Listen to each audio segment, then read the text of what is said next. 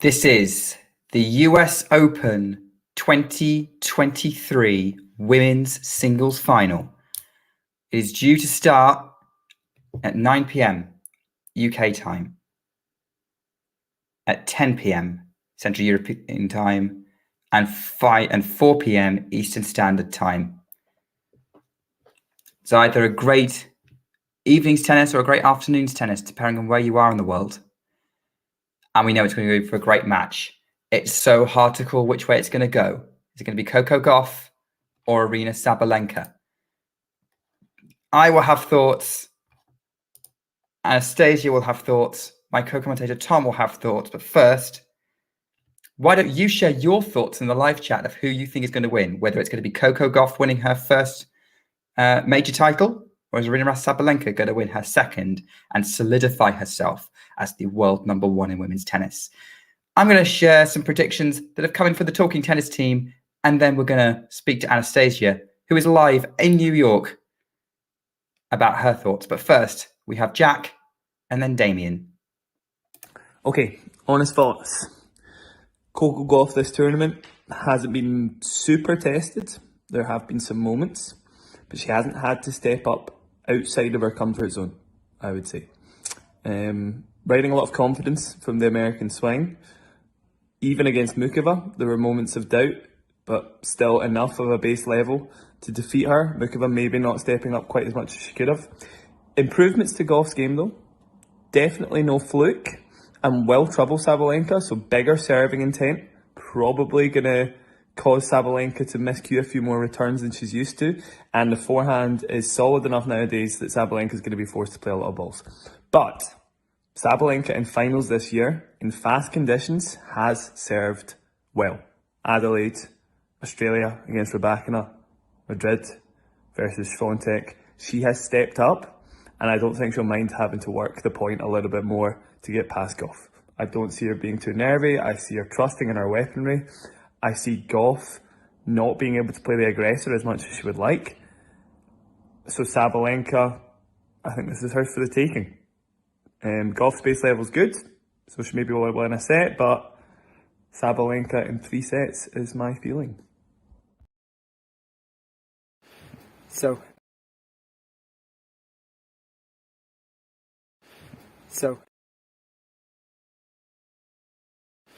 Sabalenka Gauff, I think it's a very fitting final. Sabalenka has been like the best player of the year. Gauff has been the best player of the US Open warm-up swing. So I think it really works well. It should be great. And I think there is a significant edge for Aryna. So far she has looked pretty sublime in this event. She only really struggled when Keys overwhelmed her with her early timing, in the semis. And then I don't think it's possible against Gauff. It's not going to happen here. Gauff presents another danger. Gauff presents the danger of her athleticism and just the ability to make her play one more ball, being a threat to Aryna. I just don't think, so far in this event, Sabalenka has been handling that really well whenever she plays an opponent like this. There's also less pressure on her, to me.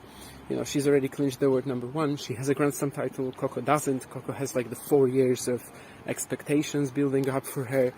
I think Sabalenka has a pretty good edge here.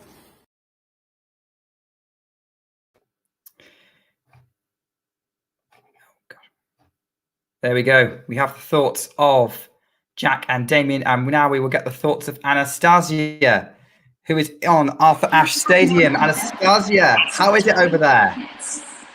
It is great. I'm actually going to step out because they're about to start the musical performances, and you're not going to be able to hear me. Who's on tonight? Well, there is a choir who's going to be singing some Tony Bennett songs. They just started. And then I do not know who's doing the national anthem yet. I'm sure they'll pick someone, but I don't know yet who exactly it is. All part of the pageantry of a big US event, and what could be bigger, at least in tennis sense, than a US Open final on Arthur Ashe. Anastasia, how are you feeling about this one? It looks like Jack and Damien have both kind of favoured Sabalenka. Are you also in that camp, or are you going to go with Gauff on this one? I am going to stick with Sabalenka on this one. From the beginning of the US Open, I thought it was hers to lose, basically. I don't know. I think she was looking really good. And I watched some of her practices during fan week. She was really, I mean, she had her serve coach out, and like it just seemed like she was dialed into like this particular tournament, which was great to see. She's also had such a great run up until the semifinals with Madison Keys, which was such a challenge. And I remember being in that, being in the stadium, and she was, you know, she lost the first set 6-0. She lost the second. I mean, she didn't lose the second set, but she was down 5-3 in the second set. And I thought, did she just have too easy of a run in? And she's challenged here. I mean, it just did not seem there was any way she was going to come back. Madison Keys was serving for the match. I was like, that's it. It's done. There's no way. And to watch her grit through that, I have to, I mean, that was one of the best performances I've ever seen. Like and it wasn't perfect. That was also the great thing about it. It wasn't a perfect fight. Like, she was throwing mini tantrums on court and just, you know, but she hung in there. Like, it was, you know, I think I've been saying this through my videos. Tiafoe said something at the beginning of this tournament where he was like, after his first round match, he was like, you're going to have to kill me to get me off this court. Like, he's like, I'm leaving this court dead. You know what I mean? And that was the energy that Sabalenka gave that day. You know, she was like, I'm either winning or I'm going to die on court. Like, that's just it. And it was really great to see that grit. So I think she's going to win. And I mean, it doesn't mean that I'm not stoked that Coco is in the finals. Like, this is the dream finals. Like, I think we won already. The fact that Coco and Sabalenka are in the finals is a win already. And whoever wins it, I'll be very happy. But I'm leaning towards Sabalenka because she's also the kind of number one WTA. Oh, sorry. She's also the kind of all good. WTA player that I want to see. Like, I love her energy. I love her personality. So I'm all for Sabalenka on this one, which I'm sure people didn't think. They probably thought I was going to come here and be like, Coco. But here we are. Well, I kind of made the assumption, given that so much of the American media has been so behind Coco. I mean, there's so much of the coverage has been about Coco. She, in a way, she has been the story of the tournament. And one of the reasons Aryna's run was so under the radar was partly because she was getting through that draw fairly easily, apart from the Keys match, which I thought she handled well. And that's the first major semi-final where she's gritted it out and come back rather than lost it. Which I agree with you. That's a sign that she's dialed in. But you've seen Coco in action sort of on the ground these last couple of weeks. What has been your thoughts about her run and what she's bringing to the table in this match and what she needs to do? Well, for me, it all actually started at the Cincinnati Open. Not Cincinnati, sorry, the City Open in DC, because I went to that final with Sakari. And, you know, I watched her lose in Wimbledon, and I was just like, what is this season? Like, I was kind of a little disappointed with the season thus far, and I didn't know what was coming up. And then, you know, there were the announcements that she'd got new coaching and that Brad Gilbert had come on the team, but I was like, okay, that's great. And then she got to the Open, she got to the City Open final, and I was like, oh, well, that's right next door to me. I'm just going to go watch that. So I went, and it was night and day. Like, she was a completely different player on the court, like completely. The energy, she was smiling, she was excited, she did the twirl. Like, it was like, who is this person? And that was really great to see. And then she's just carried that on through Cincinnati, through Montreal, and now through the US Open. Like, she's just a different player than she was like Wimbledon and before. And it's been really nice to see. I didn't expect her to make the finals of the US Open, honestly, but I don't know what Brad Gilbert's coaching did exactly, but it did something. It changed, and maybe it's all been a mental thing for her. Maybe it's all been a mental thing and not really a technical thing, you know? I've seen a couple of interesting things online. I think Marion Bartley on the Sky coverage in the UK did a demonstration of sort of how Coco's hitting her forehand. And And I think what the Brad Gilbert's been doing is making the Coco Gauff game maximize what she can draw out of it. And she's making the footwork work to get to the forehand. These are all kind of what other people have said. I'm not a technical expert by any means. You need Jack Edward for that. So we're all good there. Okay. So yeah, I think Coco's going to bring us a fight. I did think she was a little bit nervous in that semi-final with Mukova at points, and she did kind of default a little bit to standard. There was some nerves closing it out. I do worry that's going to happen today. But we know Aryna can get nervous too sometimes, and especially after that fight. But I also think that's where the grit comes from, because when I watched that semifinal between Mukova, even though she was making those mistakes, like I think the old Coco would have just lived in those mistakes. You know what I mean? Like she would have just stayed there, where I think she just treated every point as a new point. And he was like, oh, I made those mistakes there. She just seemed to recover better from those, and definitely recovered better than Mukova did, who that was such a strange performance, I think, from Mukova. It was almost like it was the first time she'd been on Ash. And I literally thought it was the first time just from the way she was acting. But I was like, no, she played on Ash the other day. Like, it's not her first time on Ash. Because I think that's also what happens to a lot of players. It's like Ash is massive. It's like such a big court that I expect players who haven't played here to have a little bit of a disadvantage. But she definitely just seemed completely off. But Gauff, even though she was nervous as well, I think handled the situation better. We've seen Sabalenka do that, so it's just going to be, I'm so excited. I think it's going to be a good fight. Like, I think it's actually going to be a good sort of gritty, who can hang the better, who can be in it more. And I'm really hoping for a good match. 3 sets, please. 3 sets. I'm fully confident that's going to happen, because I was saying on Twitter earlier, I am pumped for this match because we know both players are going to bring it. Anastasia, I'm going to let you joke, because the players are going to walk out on court in 2 minutes. But thank you so much for coming on. Is there any sort of final thoughts you want to throw in, other than maybe, I don't know, how many sets you think it's going to be Sabalenka in 3? Do you think there's any other factors we need to consider? I'm not big on predictions. Like, I just think, I mean, look at the Alcaraz Medvedev match yesterday. Like, I'm just not big on predictions. Tennis is something that I feel like it's tennis. So much can happen. I think my parting words is everyone wins here. This is such a great final. It's such a great final pairing at the end.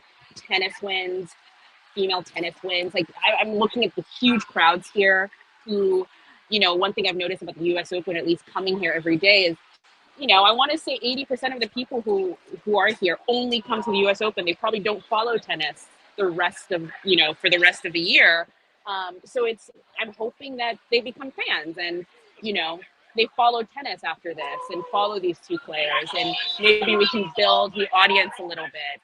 So I think in general, tennis wins, and it's going to be a great final, and whoever wins, it's going to be great, no matter who it is. Tennis wins. I think we could all agree with that. Thank you so much, Anastasia. Go and enjoy the match. We'll probably hear from you a little bit later. And whilst Anastasia goes and enjoys the match, I think it's time we hear from our 2 finalists, because Talking Tennis spoke to them both earlier this year. You've been to the French Open final. Your breakthrough, at least standout result at the beginning of your career, was on grass against Venus. You've been very solid on the hard courts. Is there a slam in particular that you go, I think that's, if I'm going to get one, the first one might come here, there, or where? Well, I don't know. I mean, everyone, I'm like, I think this is the first one. So I don't know. I mean, obviously now going to the French, I do have a lot of confidence on the surface. But I'm not really thinking about that. I feel like, in the past I was, and it gave me some like defeats that I feel like I shouldn't have lost, maybe more so my head. So going in now, I mean, I feel like, everyone could be the one, but I think I have to just take it a match at a time and just feel it out and enjoy it. I think when you focus too much on the destination, you don't enjoy the journey there. So now I want to focus more on the journey, and if the destination gets there, that's great. There was some Australian Open final vibes for me today, and I was looking at a couple of comparisons. Australia was 2 hours 28 minutes. Today was 2:26. I'm sure you weren't aware of that. But I tell you, 4 championship points. Does that sound familiar? And were you thinking of it during that last game? Actually, yes, I was thinking when I was down with the break in the last game, I was thinking, okay, I did it at the Australia Open, so probably I'll be able to get this win this time again, and it's actually helped me to stay focused and to have this belief in myself. And yeah, definitely this match reminds a lot of Australia Open match.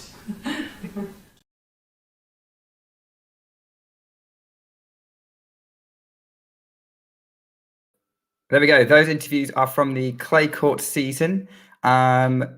So it is on the hour. The players are almost upon us.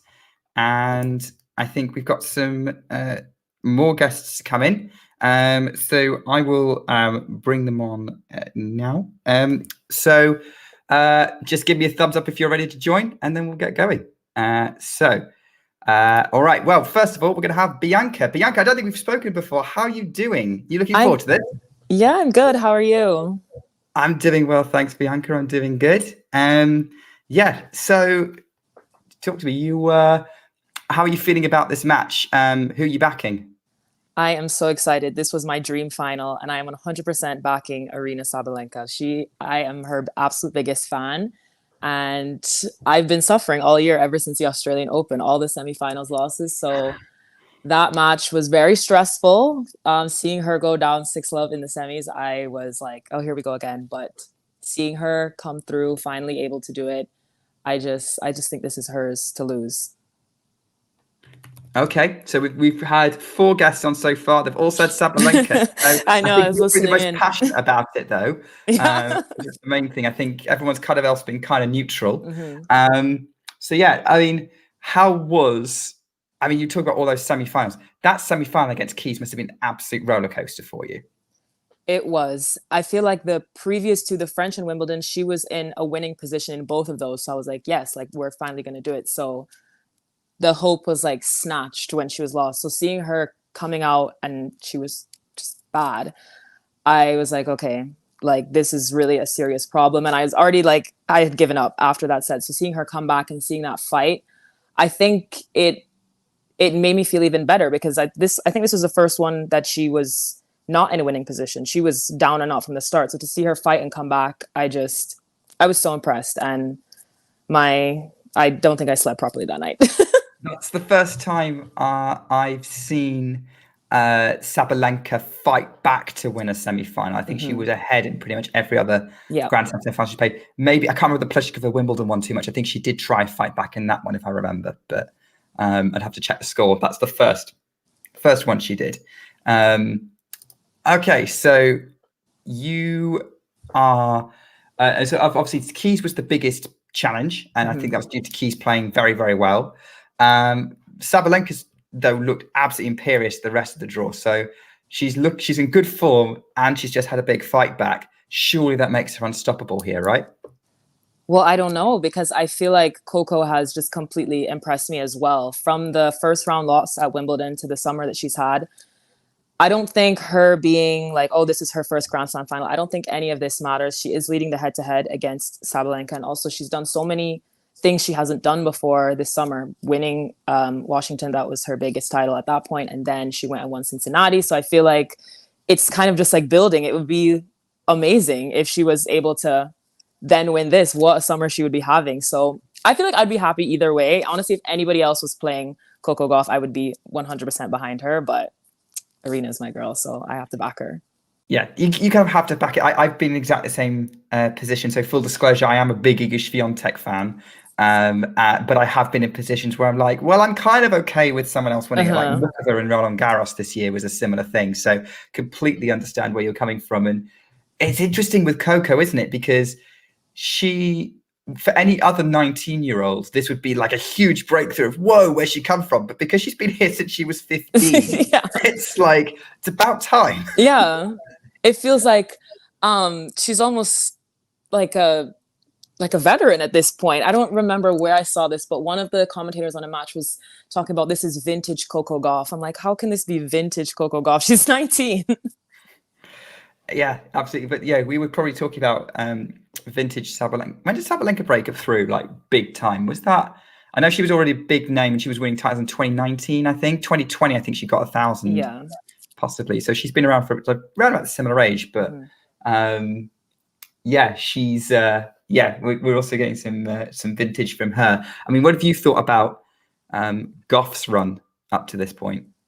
I mean, she's had a lot of tricky matches, a lot of 3-set matches, and I think that can only prepare her best for this. I hope this one goes to 3 sets. I don't know. I think she's really impressed me. The fight, I feel like sometimes we see her go away. I kind of would have wanted to see what she would have done against Iga, but hey, I mean, Jelena Ostapenko stopped that. But yeah, I've been super impressed by Coco, and I wouldn't be surprised if she just completely took the racket out of Aryna's hand in this final. Yeah, she's got the power for it. Yeah. But that head-to-head's pret's pretty tight. I don't think there's been a convincing win on either side, really. And the fact they're both coming into this in very good form. Obviously, Aryna's had that big fight back. Coco's had a couple of fight backs, tough matches. She's going to have the crowd behind her. Aryna's going to have the confidence of being world number one. This has blockbuster written all over it. Yeah. I was just thinking this plus the men's final as well. I feel like throughout this entire year, we've kind of had one final on one side, which has been great, and one that's been okay. I feel like both of these have the potential to be amazing. Yes, they really do. Oh, yeah. So, tomorrow's final. We'll probably come to tomorrow's final as and when, but let's let Sabalenka and Gauff have their moment. This is. I assume you've got it all on your TV, ready to go now. Yeah, load it up. Ready to go. Where are you coming to us from, Bianca? By the way, I live in Toronto. Yeah, Toronto, Canada. So it is nice afternoon for me. And where are you at? Oh, I'm in the UK. Okay, so it's 9 o'clock at night. This is a real night match, but one I don't have to stay up past midnight for. So we're all good there. All right. Well, it looks like the players are having their pre-walk-on interviews with Pam Shriver. Coco Gauff is first. Probably is the lower ranked player. That makes sense. We've got a few people joining us. So, you're going to be dialed into this one, living and dying by every stroke that Aryna Sabalenka strikes. Yep. So hope you enjoy, Bianca. Thank you for coming on and joining us. And let us know what you think of this. All right. Thank you for having me. All right. Great to have you on, Bianca. And as soon as Bianca leaves, I'm going to bring on my co-commentator, Tom, who obviously everyone loves. But before I do that, I think whilst we're waiting for the players to come on court, let's just remind ourselves of how good a form these guys are in by just reminding ourselves of the power rankings that myself and the Talking Tennis team put together going into this.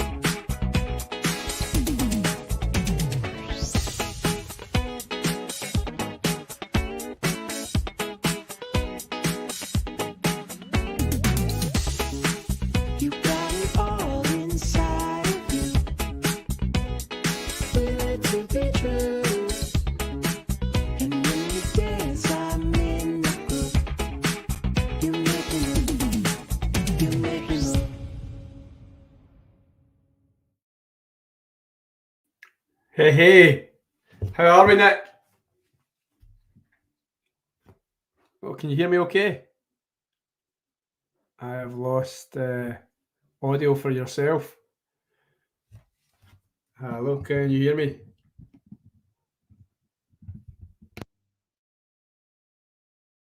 Can you hear me? Right.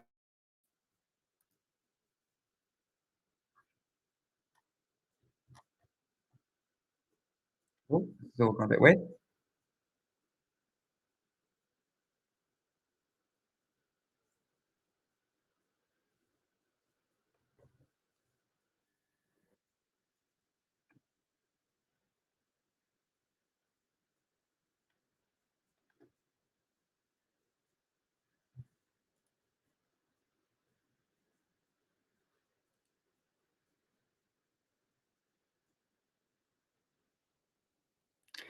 Apologies for the technical issues there. I'm not sure what's going on.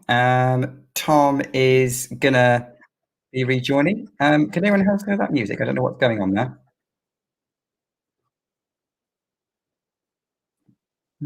Oh, can you hear me now, Nick? No. Nick, can you hear me? Hopefully no one else can hear that music. Yeah. Can you hear me, Nick?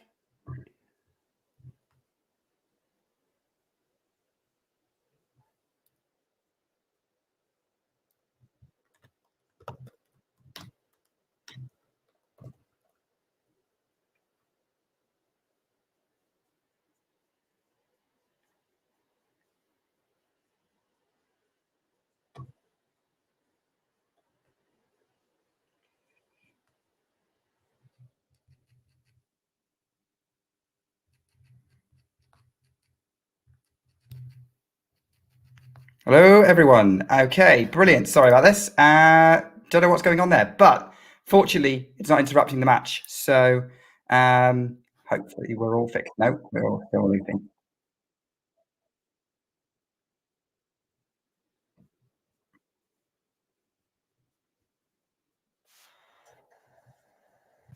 Okay, so apparently everything's all good. So we're going to keep going with this. So well done, everyone.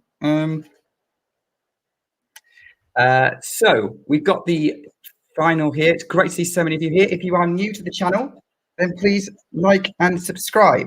The match is yet to start. We will have the score up for you, and we will get that going for you. But yeah, Gauff versus Sabalenka. We've heard from a lot of different voices here today, and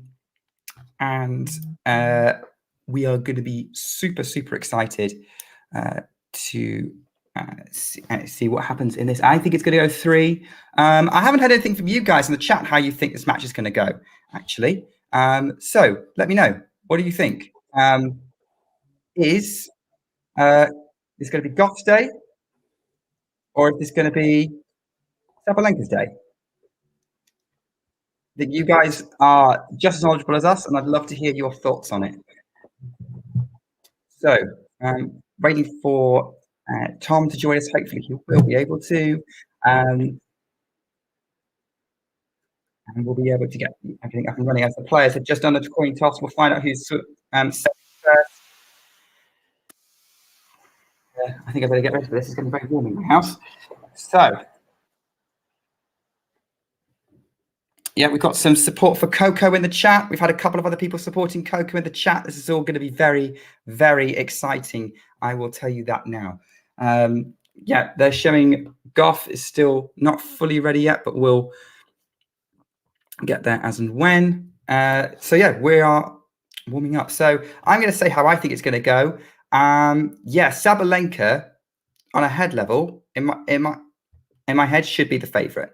Obviously, 2 big favorites for the title going on. 2 favorites for the title going on. Already on court at the minute. Sabalenka second favorite in the power ranking. Coco Gauff 4th. It feels like the perfect final. Head says Sabalenka. She should be the favorite, but there's just something about this Gauff run.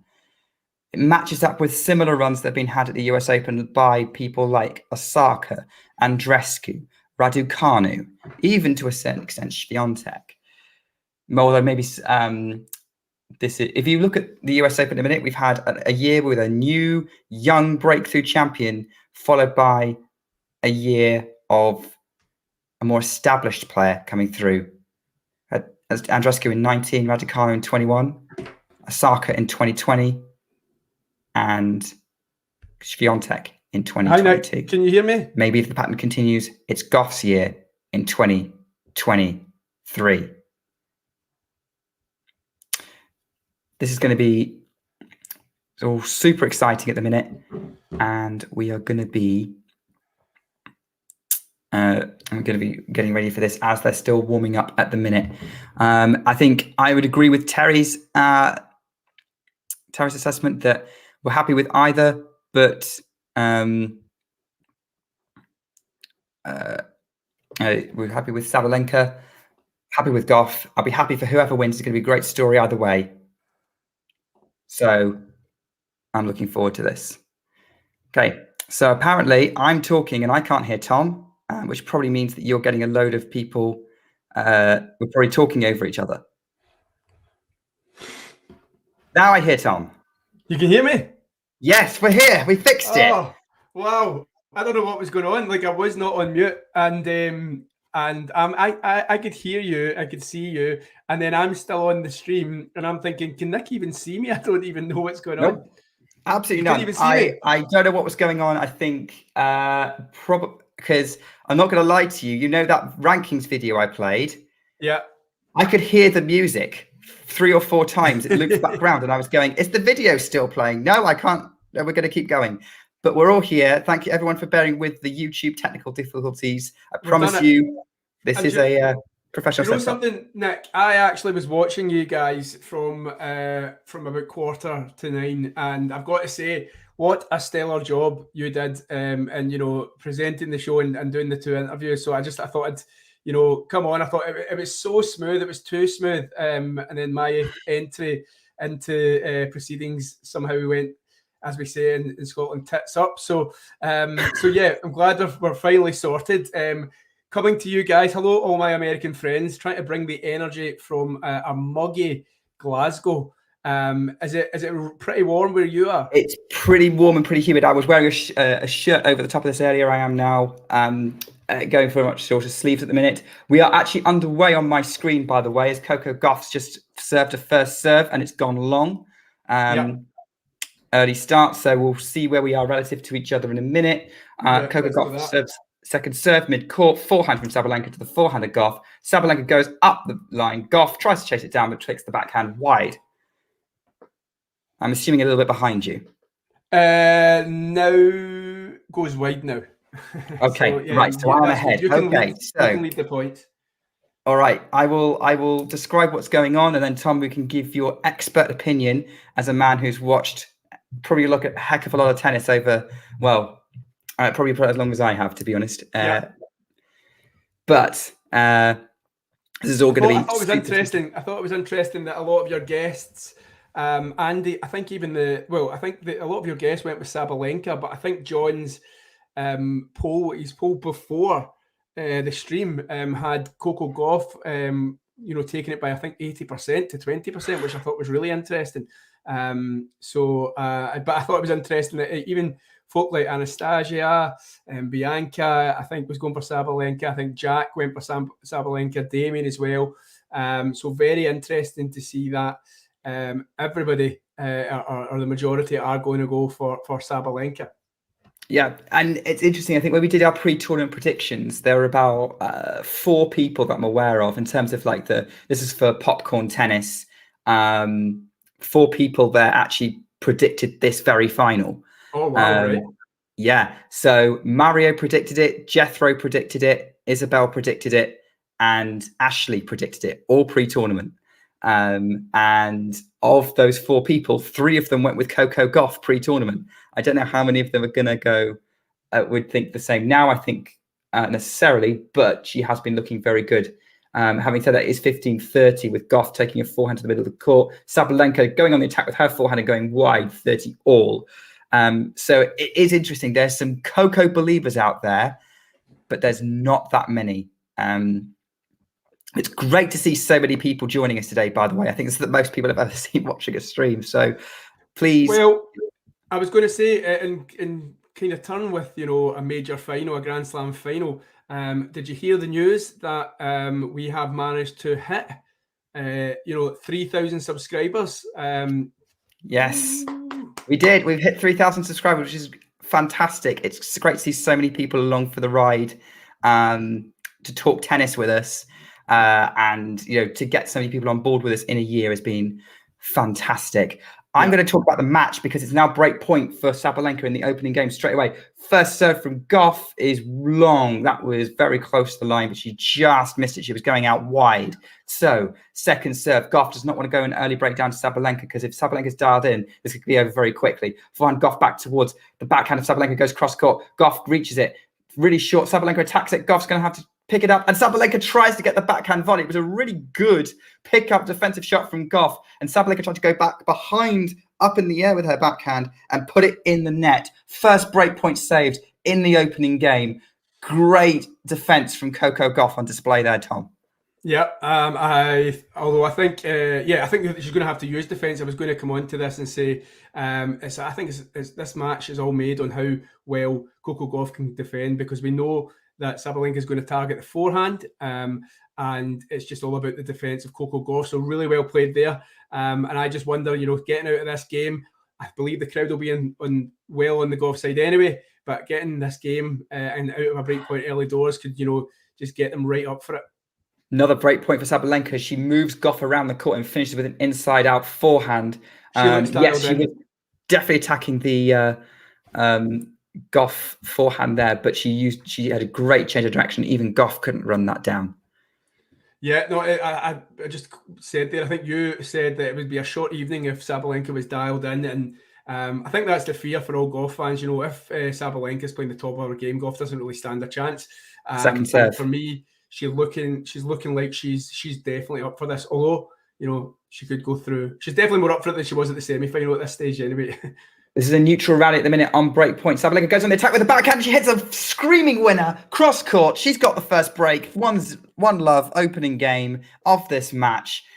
Yeah, blistering. That is blistering. So yeah, as I said to you, I was just saying just before that point, she's looking really dialed in. I think, I was thinking about this match, the fact that she kind of had the great escape in terms of her semi-final. 6-love, 5-3 down, a breakdown in the third as well, and still manages to win that match. And she has a bit of a semi-final hoodoo, doesn't she? So maybe that was playing on the mind as well. And I think the fact that there's probably an element that she's like, I shouldn't really be here right now. I shouldn't really be walking out on Arthur Ashe on this Saturday, final Saturday. That could be something like she's just basically going, well, I'm not going to take this moment for granted, and I'm going to basically grasp my moment here. Sabalenka, although we do know that when it comes to finals, Sabalenka is very hard to put away. Apart from 2022, which is a bit of a funny year for her, I think every Sabalenka final I've watched, she's either won it or it's been a massive fight to put her down. Like even the Indian Wells final this year when she lost to Rybakina, that match I thought was just basically won and lost in that first set tiebreak, which was just so close, and that was so crazy, really. Yeah. I think the only match I can think of, like she got to the final in Stuttgart against Swiatek, but Swiatek seems to like those conditions strangely. So that might have been a bit more of an uphill battle. Gauff goes long on the opening point here again, under huge pressure from Sabalenka. I'm already seeing that Sabalenka's just bringing her big hitting to the table, and Gauff has to figure out a way to deal with it.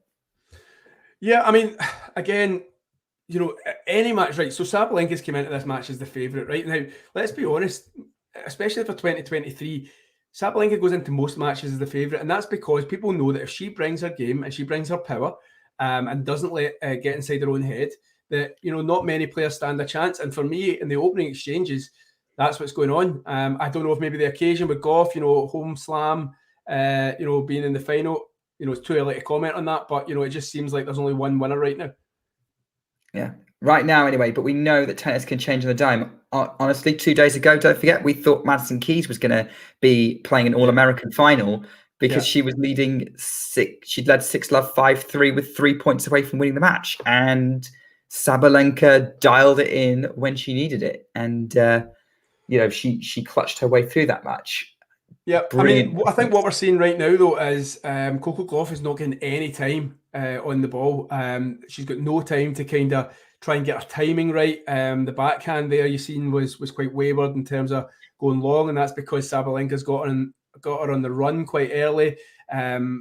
And yeah, so she's taking away all the kind of time and skill from Gauff right now, and she's just like I said to you earlier on, she just needs to play defence right now and get over this period. Which, let's face it, Sabalenka on a good day can do that to pretty much any player on the That's tour. my point. Yeah. Like I say, most matches she'll do that to most players.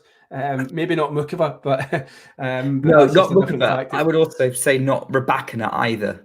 Mm-hmm. Yeah, I think Rybakina can resist. Has the capability of resisting her, and Swiatek if she's dialed in. Of course, yeah. Well, that's the matchup in women's tennis right now, isn't it? In terms of, it's just one of those ones that's on a dime when they two meet. So yeah, she's 40 love here. Where are you? Have you just double faulted? Is she just double faulted? Yeah, no, I've just seen the double fault. Yeah, 40-15. So not a lot also to commentate on. A lot of the points have been very similar to how I've described before, with Sabalenka, pushing Gauff around with her power. Ghost is saying the stadium is pretty lively. I would imagine we both got on mute, but I would imagine that every Gauff point that she wins has got the loudest roar behind it possible. Sabalenka gets that game after Gauff's forehand cross court goes wide. The angle was just too sharp, and now Gauff is serving. And she's going to be putting herself under some pressure to hold here because she does not want the scratch to run away from her. Well, I was wanting to do my best not to try and bring a football terminology to a tennis stream again. Myself and John are maybe guilty of that, but almost like, if your team's down and then the team that you're against basically misses a penalty, it gets the crowd up and it gets the crowd back on your side, and the momentum changes. I feel like something's needed like this in terms of, I think she needs to win a big point, a big rally, one that, gets her. Because she actually, right now, I don't see any emotion on Coco Gauff's face. And I think Coco Gauff plays her best tennis when she's like, feeding off that crowd energy. And, she's screaming at every point and fist pumping at every point. Right now, she just looks a bit flat. Again, very, very early. But she just looks second best right now. Although she is obviously 30 love up here. She is 30 love. I mean, serving sort of up the tee, forehand just over the net, just drops very loopy, like lots of spin on it. Very short forehand again from Gauff, just not putting much on it. It feels like it's very underpowered, and she puts that one in the net.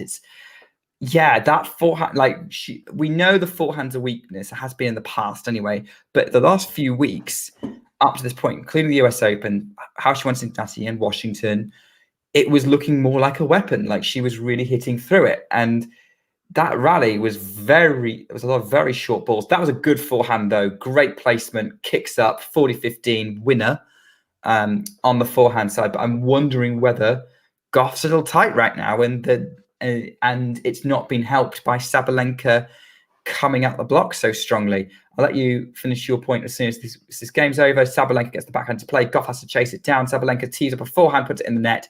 Game Gauff, they're changing ends. But yeah, your thoughts on what I just said?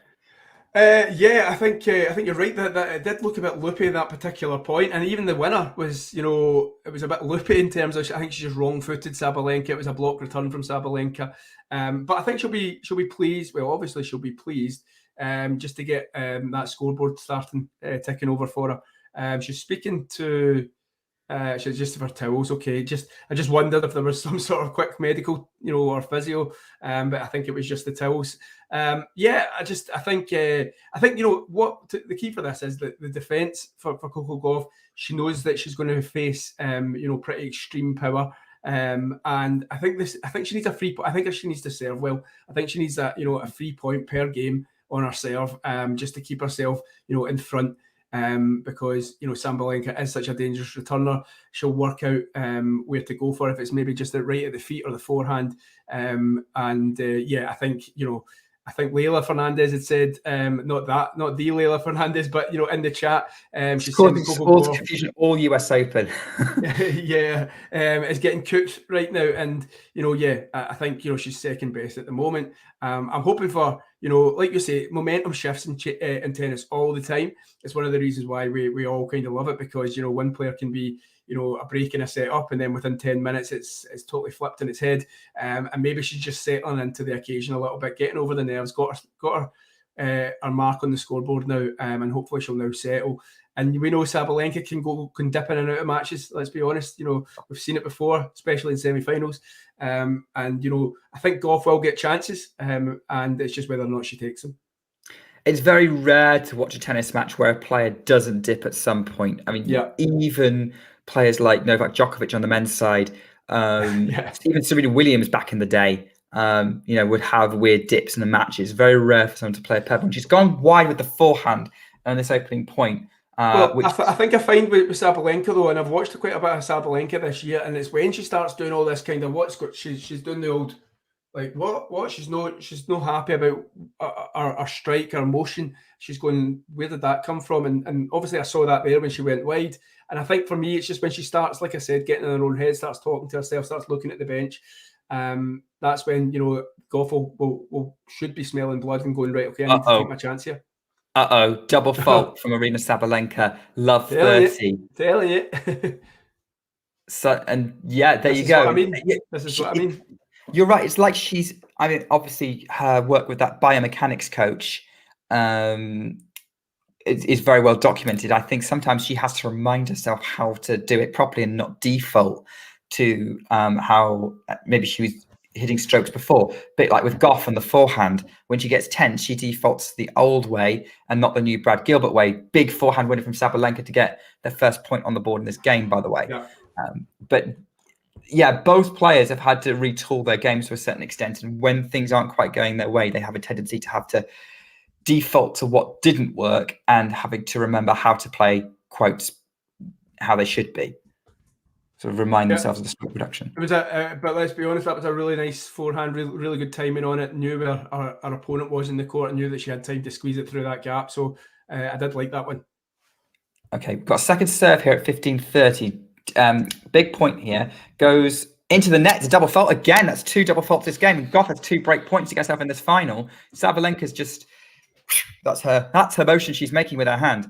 And this is what I'm talking about, the penalty miss. I said about the penalty miss in football. These are the penalty misses that she's missing, and this is going to get the crowd, even more so on Gauff's side. She needs to take this chance. I'll let you talk us through, since you're a little bit ahead of us. I'll let you talk us through. All right, okay, here we go. Sabalenka first serve finds the court. Gauff return is just wide. It was a really good serve from Sabalenka. It was very much out wide from the out there, and Gauff maybe could have got it in, but it would have been a tough ask.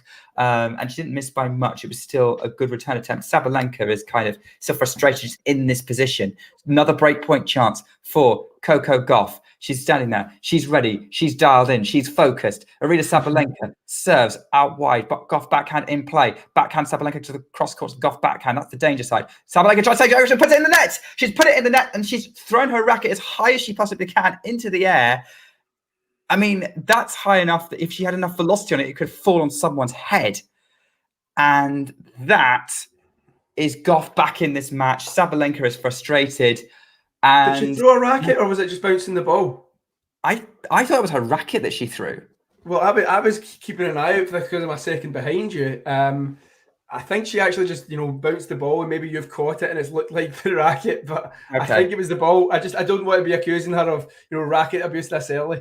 Yeah, no, she's you're right. Okay. I saw something flying there. I thought it was her racket. Maybe she caught it.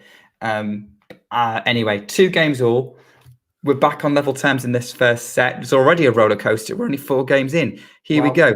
Okay, it was a ball. Ghost is confirming. I'm sorry. I thought it was a racket. If you want a point penalty from her next time you see that, you're going to be going, how's she not getting a point penalty? No, we don't want the 2018 final again. That's not. We don't need that kind of drama here. We want pure tennis drama. It's 15-love on the Coco Gauff serve as Sabalenka's put that first serve forehand return to the net and then goes wide again with her forehand return. And she looks like she's over hitting the ball. She's going for it too much. 30-love to Coco Gauff. Yeah, that was I hate to say it, and I'm going to get absolute pelts for it, but that reminded me a little bit of Sir Carlos Alcaraz last night when he was just going for forehands when he maybe wasn't in the position to do so. I thought that's what I saw there with Sabalenka. Just rushing it a little bit. Big backhand from Sabalenka with Gauff kind of in no man's land, and she had to run back to get it. Got a racket on it, but couldn't do much with it. Very, very good backhand. And the thing with both these women is their backhand's the real danger side.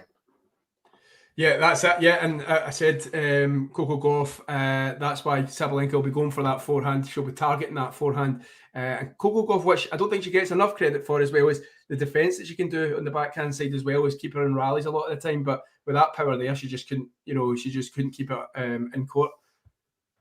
Forehand from Gauff to the final Sabalenka to the forehand of Gauff. Out 30 all, and suddenly the momentum in this match is shifting about all over the place.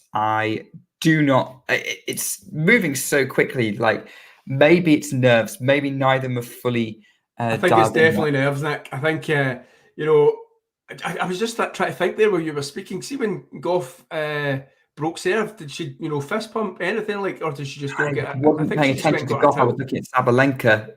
Sabalenka's racket. Yeah, well, clearly I wasn't looking at Sabalenka's racket. That's what I saw. I'm seeing things clearly. This is not what you need from a commentator. Gauff's put the forehand into the net, and it's a break point for Sabalenka to get that break advantage back. And yeah, Gauff is sort of just looks flat. I don't know. I think Aryna touches on it on the comments. Aryna's told us that they're both very, very nervous, and it's understandable. They've both been in this situation before in terms of a Grand Slam final. Fair enough. Sabalenka's won one, but Coco Gauff, with the pressure that this lassie must be on. Great breakpoint save from Gauff, she got a nice mid-court ball that's just sat up, and she puts away the forehand. Yeah, very, very good save there from Coco. That's what you call a crowd pleaser, that one. The crowd will love those kind of shots, those winners. Before I let you kind of talk us through this, just then, like I say, the pressure that Coco Gauff's been on for 2 weeks, coming into it as one of the favourites. She's an American. I just wonder if it's starting to get to it a little bit. Forehand into the net again, mid-court. And I agree with you. I did wonder that in the semi-finals, that maybe things are still a teen, we forget. I think you said that to Bianca. Like, we still forget. Like, I know she's been around for ages, but she's still a very, very young girl, and she's 19. So there's bound to be nerves and pressure. And she's yet to cross the biggest hurdle in tennis. She's crossed pretty much every other hurdle in terms of winning 1,000. This is the next level. Backhand from Sabalenka to the forehand of Gauff. Forehand Sabalenka going back to the forehand of Gauff is moving Sabalenka around. Backhand in the backhand corner of Gauff, lifted up on the defense. Short ball for Sabalenka to attack on the backhand. And then tries to finish at the net, puts it in the net. And Sabalenka, oh, wait, no.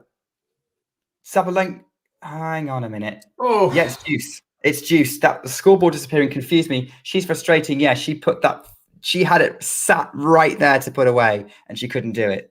That's gonna have. I think that will have an impact on this match, because until she can get that point out of her head, it was hers for the taking. Break point was in sight. She's thinking, I'm going to go 3-2 up here instead for 4, and it puts it in the net. So I think that's a big point. We'll be remembering that in about 10-15 minutes time, I think.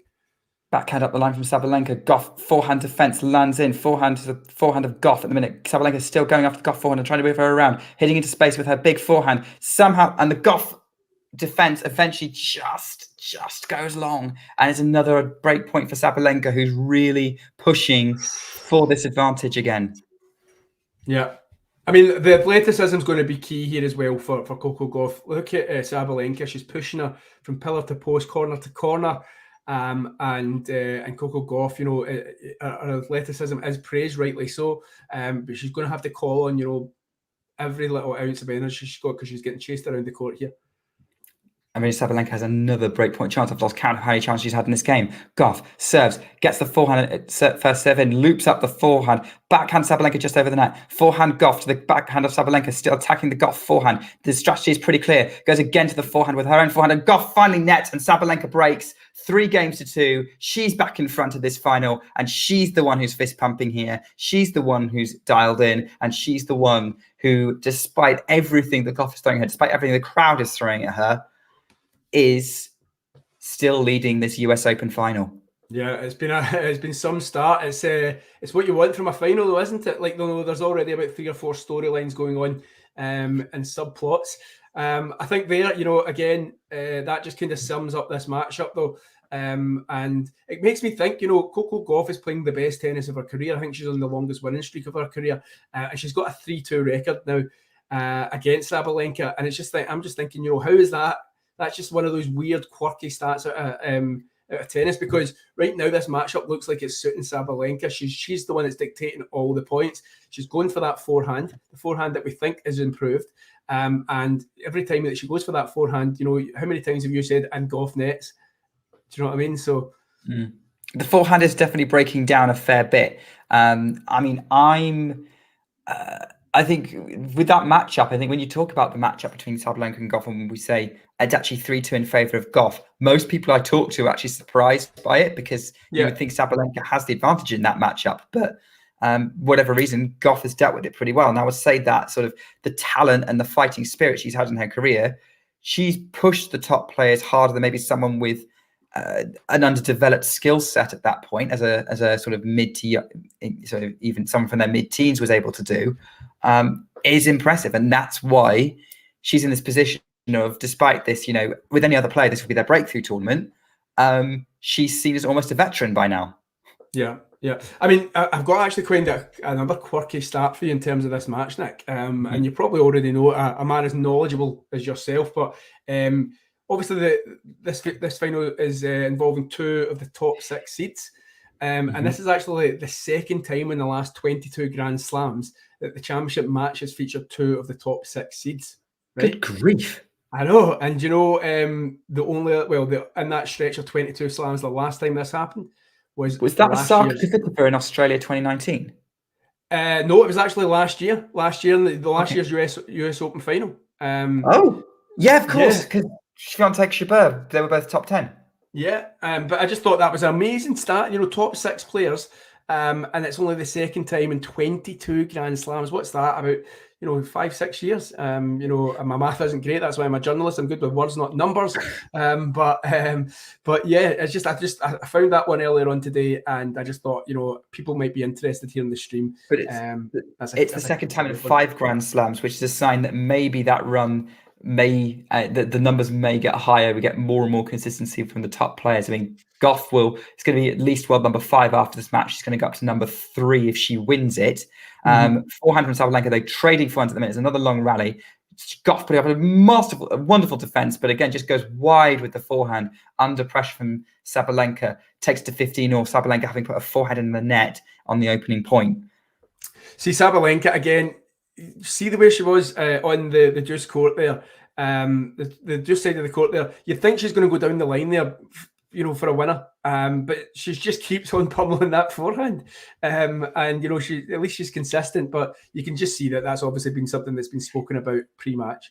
Yeah, it looks like the strategy was from Sabalenka is very much pummel the Gauff forehand until either it breaks down or it opens up enough of a space that Sabalenka can hit into the backhand side that Gauff's athleticism and trademark backhand can't be as effective, or she might not even be able to run it down. So it's a strategy that's working so far. Gauff's gone along with that forehand, and it's 30-15 to Sabalenka to put herself sort of a clear break in front, if you like, really. Although she kind of had that 2-love, I suppose. I think she. I've been surprised actually she hasn't used that tactic more in terms of going wide on that side of the court. So yeah, and you see the rewards. It goes long. So I think she'll be keen to get this one over the line here. Michael wants to know what your accent is, Tom. My accent is Scottish or Irish. Funnily enough, I did actually live in Ireland many moons ago for about a year and a half, but I definitely didn't pick up any of the Irish twang. So no, it's 100% Glaswegian. I do understand that I speak very, very fast, so I apologise to all the American viewers. I do try and slow down, but when I get excited, and this match is exciting, I tend to revert back to norm and speak very, very quickly. So, Mel Gibson out of Braveheart, I am not. Yeah, well, you know, and we'll apologise to anyone who's not maybe Scottish who's watching, because even some English people struggle with it. And we've got other people from around the world watching us as well. We're at 30 all, by the way. Gauff loops up a forehand, back Sabalenka attacks it, goes to the backhand and goes wide with her forehand, and it's a break point opportunity for Coco Gauff. What is this match? There's so many break opportunities here. And there was a stat that just flashed up on the screen that Sabalenka had hit 8. I think I'm going to say now 9 unforced errors on the forehand. So while we're saying that the Gauff forehand is vulnerable to forced errors, the Sabalenka forehand's vulnerable to unforced errors. Yeah, I'd be keen to see your thoughts or the comments, because I was trying to look up a couple of more stats. But how is it that Gauff's got herself in this position? Like, is it more to do with Sabalenka making errors, or is Gauff changing it up? I think Gauff's extending the rallies and making them longer, and Sabalenka's hitting it long. She didn't hit that one long. That was a wonderful inside-out forehand winner to save the break point. Deuce. I'd say Gauff is working on just extending the rallies and refusing to break down as much as she can. So she's, but obviously, and just waiting for Sabalenka to make the mistake. And, that's a very Brad Gilbert philosophy, make the ball. Wait for your opponent to make the mistake. If your game isn't working enough to dictate. Great return from Gauff, just lands in. Sabalenka keeps attacking the forehand again and again and again. Gauff's still getting it back into play. Sabalenka goes inside out on her forehand. Gauff reaches it, still reaching everything Sabalenka's throwing at her. Is that ball going to land in? No. Because the Sabalenka attack went long on the forehand, and it's advantage to Gauff, and there's people in the crowd on their feet. Sabalenka was about to volley that ball full pelt, but who knows where that was going to go. So she changed her mind. I don't know if you saw it. She was about to just unleash on that ball that was coming to her, because she's getting angry. Yeah, I can tell. I'm not surprised. She must be so frustrated that she's hitting these forehands long, because the tactic's working, but Gauff is just being so resilient right now. Here we go. Up the tee on the serve, saves it with an ace. That is an excellent serve from Aryna Sabalenka, and it's back to deuce. What a 116-mile-an-hour serve from Aryna Sabalenka has just been shown on our screens. First ace of the match. What a time to find it. Tom was finding his stats. We'll keep talking. I know you're looking at stats right now, Tom, so we'll come to you when you've found them. Foot serve again. Great serve from Sabalenka. I thought it was going to be a great serve, but no, she's going to have to take it again. Here we go. Sabalenka is under pressure in this game yet again in this final, despite the fact that Sabalenka's a break up 3-2 in the first set, despite the fact it's fairly early in the match, is very competitive. Goes out wide on the forehand, on the serve. Backhand, Sabalenka moving Gauff around the court. Gauff gets into play. Great forehand from Sabalenka down the line. Gauff still retrieves it. Great backhand. Gauff somehow reaches it. Sabalenka comes into the net. Gauff has to lift up the lob. Overhead from Sabalenka. Surely Gauff's not going to get it. She is. Sabalenka's going to get the bounce overhead. Puts it behind Gauff. Wow. She's getting the crowd to cheer for her. She's asking the crowd to cheer for her as well, because she managed that point despite Gauff getting everything back so well, considering. Oh, this is big time tennis, Joe. It's enthralling, intriguing, exhilarating. I am absolutely loving this match so far. Just because the rallies are good, there's drama, there's a bit of niggle in terms of Sabalenka and the crowd, I can tell already. So this is why we love tennis. Yeah. Jane said it was a Saba smash, definitely not a Djoko smash. Mr. Novak might have to learn something from his WTA #1 counterpart. As of Monday, Djokovic and Sabalenka will be the new world #1s in the men's and women's games, respectively. This has been the longest game of the match at 7 minutes. Sabalenka's coming up to serve again. I think that might have been a let. Here we go. Aryna Sabalenka has game point for a 4-2 advantage. Great return, but it's that double fault. I don't know. No, we're still on the same side of the court. That was long. That was long. Okay, I think the first serve she tried must have been a let then. Yeah. And then this was a fault. So under pressure, second serve. We know Gauff's a good returner. What's she going to do? Gets the forehand gets the forehand long. It was a really nasty kick serve from Sabalenka. Gauff lifts it over the baseline. Sabalenka holds 4-2. Yeah, this is a tougher match that looks on the surface. I think Gauff is dealing with what Sabalenka is throwing her a little better now compared to the start of the match. Yeah, and just for the longevity of this match, I think Coco Gauff has shown in the last 10 minutes that we still have a fight on our hands. In terms of, it looked early doors that Sabalenka could potentially run away with this one because she would just be the better player on the day. But I think Coco Gauff has shown that fight. She's hung in on some of the rallies. I know she's 4-2 down, and this is maybe sounding a little bit kind of, why am I bigging up Coco? But I've liked what I've seen over the last 10 from Coco Gauff. In terms of just while we start this one, in fact, let's watch this one, and I'll give you some statage in between the next changeover. Well, Gauff's just made her first double fault of the match, love 15. So not a great start for the American. By the way, if you are new, lovely to see you here. We do watch alongs like this all the time. We've got one for the men's final plan tomorrow. Please like and subscribe to follow us for more content. We'll do a full debrief after the US Open, and we'll keep you across the whole tennis tour. But if you're here just for the US Open, then give us a like so other people can find us as well, whether you're on Facebook or Twitch or YouTube. Here we go, 15-all. That went from a double fault to an unreturned serve for Gauff. It goes up the middle again. Backhand from Gauff to the Sabalenka forehand, just clears the net. Gauff lifts her forehand out, and it's the 15-30. And she was a little bit probably a bit too close to that one. Sabalenka just got it over. It was almost at her feet, and it was an awkward position for Gauff to get the forehand, which has a tendency to break down anyway, into play. 15-30. Gauff getting ready. She's fist pumping. There's your fist pump, Tom. She's been waiting for that. Been waiting for that. She's taking half an hour. Yeah. She's been determined to keep herself in this as much as possible. Serves, first serve in place. Sabalenka gets the return back. Now they're trading forehands again. Sabalenka goes cross court to the backhand of Gauff. Gauff going to the Sabalenka forehand. They're moving each other around the court. That's a more neutral ball from Gauff. Sabalenka slices on the forehand, and Gauff, again, awkward forehand to pick up because of that slice, and puts it wide. It's 15-40, and Sabalenka has break points for a double break lead. Yeah, that's just it kind of puts what I just said at the start of this game. It's the commentator's curse. I was like, I've been liking what I've seen from Coco. This could be a big battle, and she's staring at a double break in the first set. So yeah, that's silly boy. Yeah. All right. Well, this could be the third time Gauff gets her serve broken this match. She's only had one hold, and she's put that backhand into the net. She's been broken. Sabalenka will serve for the first set. 5-2 in the lead with a double break. And it has to be said, Gauff has only held once in her 4 service games so far. We've had 7 games played. That one, every single other service game, that one was the only one she didn't face a break point in.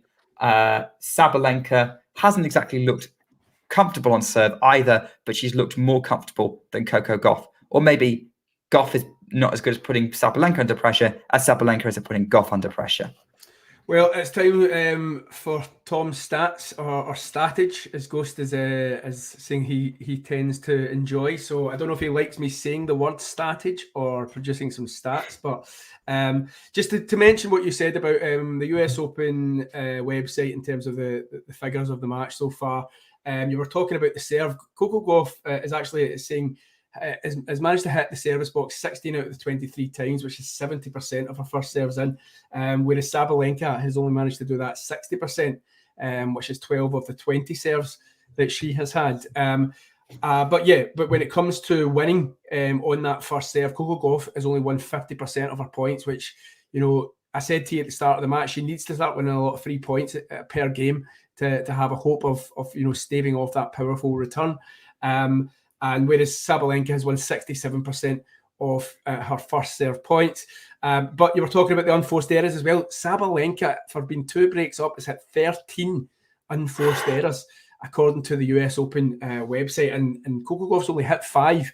Now, I would probably, I know that sometimes unforced error can be quite a subjective looking at, and whoever is in the court doing the statage has been a bit generous to Coco, but it's maybe because the power that Sabalenka is bringing.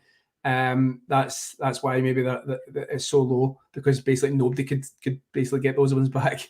Yeah, I think a lot of these have been forced errors. That's a backhand into the net from Gauff at the start of this game. I think regardless of the exact numbers, I think that stat sounds about right. That most of Gauff's losses have come from although having said that, it's just flashed up there's 9 unforced errors apparently, so maybe it's gone up. Ace from Sabalenka, 30 love.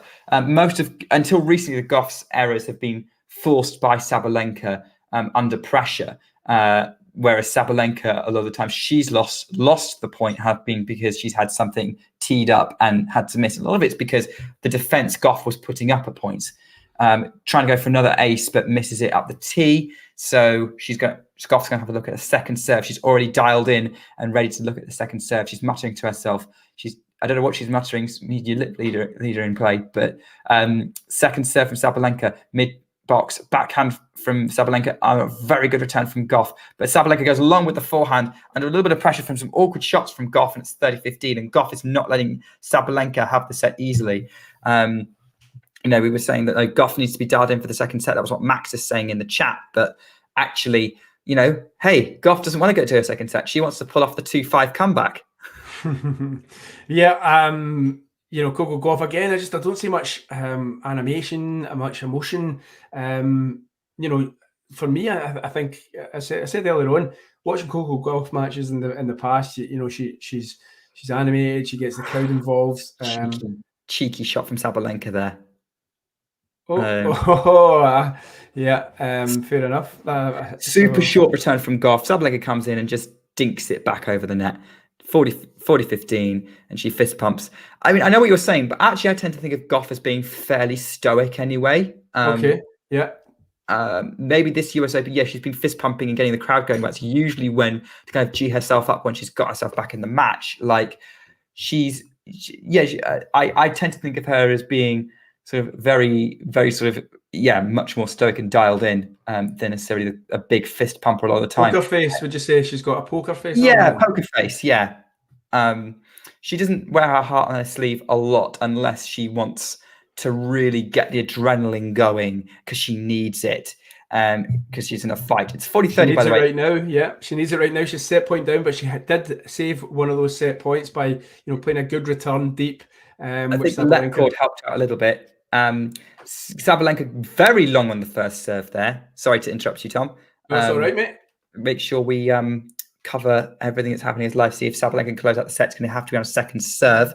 But Sabalenka is getting ready to go. It's much nicer to watch this routine than the Djokovic one. It just takes ages. Up the tee with the serve. Forehand from Gauff. Going to the Sabalenka forehand. Cross court. Gauff is moving. Sabalenka over and tries to, but she's put the forehand into the net. Didn't make it over. And Sabalenka fist pumps. She gets the first set. 6-2. So, I mean, the tail of the tape has been Sabalenka started the stronger. We had a fight back from Coco Gauff. One of the two games that she won was a break of serve. She almost broke back a second time as well. Yeah, she had a couple of chances there at 3-2. And she just needs to maybe regroup. I think that's what she's going to go and do. Have a wee bit of a break. And what we can do is, why don't we fire a video of some data analysis, which John has kindly put together, and then we can talk about what Gauff has to do better for set 2. So have a look at this, guys.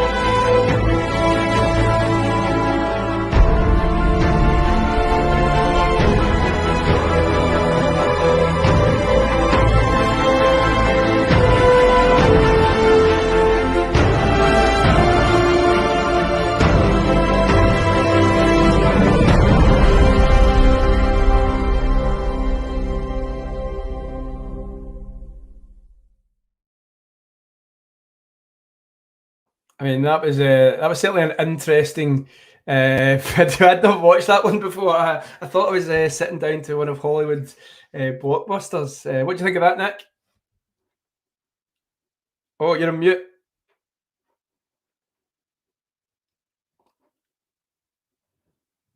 Unmute yourself. I'm trying to unmute your mic. Can you unmute yourself, Nick? I don't know if we're having the same problems. I don't know what's going on. I'll try you this way. It might just be me talking right now. We did have a couple of technical difficulties earlier. Just to say, Nick is bumped off there. It wasn't me, guys, but it will be just me for now. If you guys have just joined us and you haven't been here before, that is Nick's Twitter, at Nick_B Carter. Give him a follow. He does tweet a lot about tennis, and a lot of the tweets he does, he knows what he's talking about. So yeah, give Nick a follow, and if you want to also give me a follow at Tom Grant Journal. I sometimes tweet about tennis, sometimes tweet about football, and sometimes tweet about life in Glasgow. So give me a follow. The second set has already started. It wasn't a long break for Coco Gauff. She's already a point down. You can see love 15. So what does Coco have to do it differently? Let's do it this way for now until we get Nick back. Sabalenka, I think, may have just absolutely creamed a winner. She did on the return of a second serve. It's literally caught the outside of the line. So Nick is working, trying to get back. I think he will be with us very, very soon. But it's love 30, and this could be, pretty good play. The +1 was deep. It was a there we have Nick back. Okay, let's get us back onto the. Okay, Nick. So did you sort out? Give us a hello. Did you sort out the problems there? Hello. Yeah, don't worry about it. If it happens, it just fixes itself. You've got to give it a couple of minutes. So if I go quiet, it seems to happen whenever a video gets played. So you're right. Okay, well, I was just saying, what did you think of that video? It was almost as if we were at the cinema together.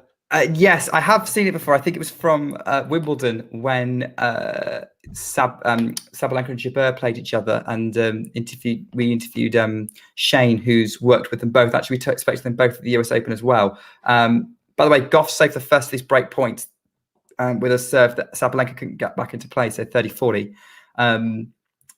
Great.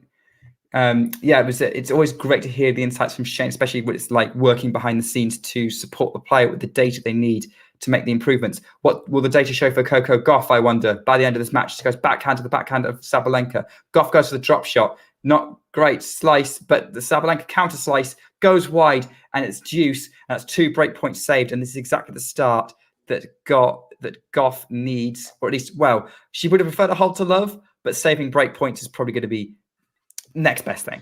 Well, yeah, I mean, she was love 30 down. I think when you were trying to get reconnected, I think you missed a Sabalenka forehand return that basically caught the outside of the line. It was had a bit of pace on it, a bit of fire on it. So she was love 30 down, and obviously facing those 2 break points. So yeah, she does need to get this one. She can't be a break and a set down. For me, that would be curtains. But as I said, I think Anastasia said to you, tennis is very hard to predict because you just never know what's going to happen. Look at Medvedev Alcaraz last night. How many people went for Alcaraz? So Coco Gauff, do you want to talk us through the game point? Yeah, second serve for Gauff. So she's game point up. Like at the previous point, Sabalenka put a backhand long, and she was very, very demonstrative herself, frustrated that she made that error. Gauff going for a mid-court serve. Sabalenka puts it into the net. Gauff got off lightly there. She holds for the second time in the match at the beginning of this set. That's what she needs right now. She needs to keep herself in this and keep the fight going. Much like there was another match I saw in the tournament. It was the Wozniacki comeback against Brady, which I commentated on. Which Brady again dominated for a bit. Very similar dynamic, big hitter versus this sort of the relentless defense of Wozniacki. And Brady went to early break up, only for Wozniacki to eventually wear her down. Now there's no signs that Gauff is trying to do that at the minute, but maybe that wouldn't be a bad plan if she can keep getting everything. But maybe the power of Sabalenka is just a little bit more than something Jennifer Brady would have. Yeah, you can see Brad. I don't know if your TV is showing the same. I think Brad Gilbert starting to get a little bit vocal now. I think somebody in the chat said that he'd been very quiet tonight. I think it was Aryna had said he was very silent tonight. But just like my timing, Aryna, the camera then pans to Brad. Big forehand miss from Sabalenka. That didn't even make the tram line. Love 15. Oof. Okay. Here we go.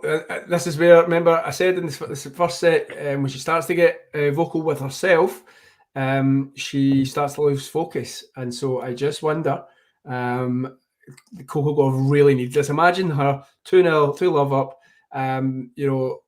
early lead in the second set. The crowd will start to believe. So, yeah, I know she's only won the first point, but, Yeah, and Sabalenka wins the second with a powerful serve and a great +1 forehand off a very short return from Gauff. But Gauff could not live with the power that was coming at her. It's 15-all. Great point won by Sabalenka. I'd be interested to know, and I like to do this little calculation when I'm watching a match, is what's the total points both players have had? And then you subtract the unforced errors that they may have benefited from. Positive points to negative points, as it were. So like a negative point is one you lose, a positive point is one you win. Okay, I can give you that. You that. Statman Grant, total points won. Okay, Sabalenka has won 38. Yeah. And Coco Gauff has won 29. 38 to 29. Okay, so it's actually not that different apart. Like, a lot of these games have been super close. So that's an interesting stat there. So 38 points Sabalenka, 29 for Gauff. And that's kind of live. And then maybe probably better to look at it after this game, maybe. Great winner for Sabalenka. And to what that total is. And then if you can... Well, I've got the unforced error because when you said to me that I'd got one and said that I said 5 and then Coco Gauff had jumped up to 9, I refreshed and it did have the 9 on this US Open website. So I don't know if she's basically hitting 4 unforced errors within like a short, like one game or something, but it totally jumped up. So I think this is pretty accurate. Yeah. Okay. So let's see at the end of this game. We get the points total again, and I'm interested to hear what the updated unforced error count is as well. So Sabalenka serves out wide. Gauff gets it. Oh no, it was a long by the look of it. So here we go. Yeah, I agree with you, Aryna. Very much. I would have thought it was a greater gap as well, but that's such the scoring system in tennis. A 6-2 set can be actually a bit more competitive, and a lot of those games did go to juice. That was another miss from Gauff. Yeah, miss on the turn from Gauff. 1 game all. Right. So what's the points now? Okay, so 1 game all. The website has updated the points right now before we go into it. So 40 points to Sabalenka and 29 to Coco Gauff. Unforced errors. Coco Gauff is actually catching up on Sabalenka. So right now, according to this, it's 17 to Sabalenka and 14 to Coco Gauff. Okay, so... which is interesting. Okay, so they're very similar on the forced errors as well. So a quick bit of maths there would tell me that that's sort of 26 positive points. So that's winners or forced errors won by Sabalenka. So that Sabalenka's benefited from compared to 12 for Gauff. So they're both just as likely to make an error, but Sabalenka is just as likely to force the points in her favor. And that would back up kind of what we're seeing right here. Yeah, I mean, the stats, although I can just see Coco Gauff is just double faulted, the stats are saying that Sabalenka's actually hit 10 winners compared to Coco Gauff's 3. Now, I would have thought, and that just shows that maybe there's, I mean, maybe it doesn't. I was going to say defense-wise for Coco Gauff, but it just shows you that Sabalenka, I'd say that I thought I would have watched more winners from Sabalenka. So what's her win account compared to forced errors? Because I think, as I said, her win account must be 17 unforced errors and 10 winners. She's at the moment. She's hit 10 winners. So she's won 16 forced errors, which is pretty. I would say yes. All right, Sabalenka, can hit outright winners, but forced errors are just as good, right? it's still a sign that you're more in control and not benefiting necessarily from an opponent weakness. Great ace from Gauff to get it to 40-15, by the way. So that's a sign that her serve is stepping up, and the Gauff serve is big enough when it's firing that she can get any opponent on the back foot, and she needs to remember that. Yeah, also, I mean, I'll go into the stats later, but I mean, yeah, it'd be interesting to see if even so in the two service games that she's had, if she's already serving a little bit better than she did at all in the whole first set. Remember, she was actually hitting the service box more than Sabalenka. Monster return from Sabalenka. Gauff couldn't do anything with it. It just tried to scoop it up, barely reached the net. That wasn't Gauff's fault. That was just ridiculously powerful from Sabalenka. 40-30. It wasn't just the power in that though, was it? It was the fact that, it was so deep into the court. Again, timing. Coco Gauff pretty much finished her service motion, and then it was back at her feet before she had a chance to kind of go, what is going on here? So that is what return serve from Gauff though. She holds 2-1, and already this set's more closer than the first. Yep. And fair play to a decent serve, mixing it up, going down the tee. There's about that emotion. The fist pump. She's G'ing herself up, as they say in the States. And yeah, so let's look at this. I think this game will be very key. I think Coco Gauff will be targeting this. As she will every game, but she'll be targeting this to say, I want to make my mark here. Get this one, hold serve again, and I've got a comfy lead here for the second set. So, I'm liking what I'm seeing again from Coco Gauff. But the last time I said that, she faded again. So fingers crossed for all you Coco fans that I don't do that again. And what do you think is the best way for Gauff to deal with the power and depth that Sabalenka is throwing at her? I mean, her defense is fairly resilient. She's doing her best with it. But is it a case that no one could live with Sabalenka when she's playing like this? Or is there a way of diffusing it? I think I mentioned earlier on, Karolina Muchova was absolutely absorbing the pace that Sabalenka was putting onto and then she was basically then returning, getting it back, and it was going really, really deep into the court. Her depth was like, every time it was just, a couple of inches from the baseline. If Coco Gauff can do that, I know it's easier said than done, but, especially when you're on the stretch, you're on the run, you're trying to block one back. I wonder, in practice, if they would have maybe tried to practice somebody with as much power as Sabalenka, and trying to practice block returns and getting them deep into the court, because I don't think Sabalenka likes that. When you do get it back, you absorb the speed, and you get it back to a couple of inches from the baseline. Yeah, exactly. And I can imagine if you're a player who relies on that to win points, if a player's just absorbing it, then suddenly you're like, well, what can I do? That's my game. That's how I play. I would imagine that's deeply frustrating. That's what I thought Kasatkina might be able to do to her in the fourth round, but Sabalenka had too much for her even then. She's just gone long on the backhand though. Love 15 of a deep return from Gauff. So I wonder if this is the moment. I said that she would have chances in this match, and I know I'm going early. It's only 1 point. But I just wonder, Sabalenka, for all her power, and she is the best player in the world in 2023. There's no doubt about that now. But she does give you chances in her matches. She does. Oh, yeah, she does. I mean, not as often as she used to. It right. As Gauff puts a forehand into the net under pressure from Sabalenka, 15 all. And yeah, so I think the Sabalenka game, she will give you the occasional free point. I think she'll always do that unless she's super dialed in. But it's about minimizing how much she gives away. And she's, to be fair, I wouldn't say she's doing it every game, but she's definitely managing to find ways. She's definitely finding a way to sort of minimize the errors when it counts. But yes, it's 15 all. Sabalenka, second serve. Let's see where this point goes. She looks distracted by something. I think the crowd's shouting out. She was about to do a service motion and someone must have called out. Oh, there's someone moving around in the crowd as well. People are telling him to sit down. He looks very confused about where to go. Just sits on the steps in the end. Goes for... I didn't think anyone cared in Arthur Ashe, but clearly they do. Right, 15 all. Goes out wide on the serve, and Gauff shanks the forehand, 30-15. Sorry, I was so intrigued by that guy. Did he end up just sitting in the stairway? Yeah, just on the stairs, yeah. I love that. Excellent stuff. Okay, so we're at 30-15.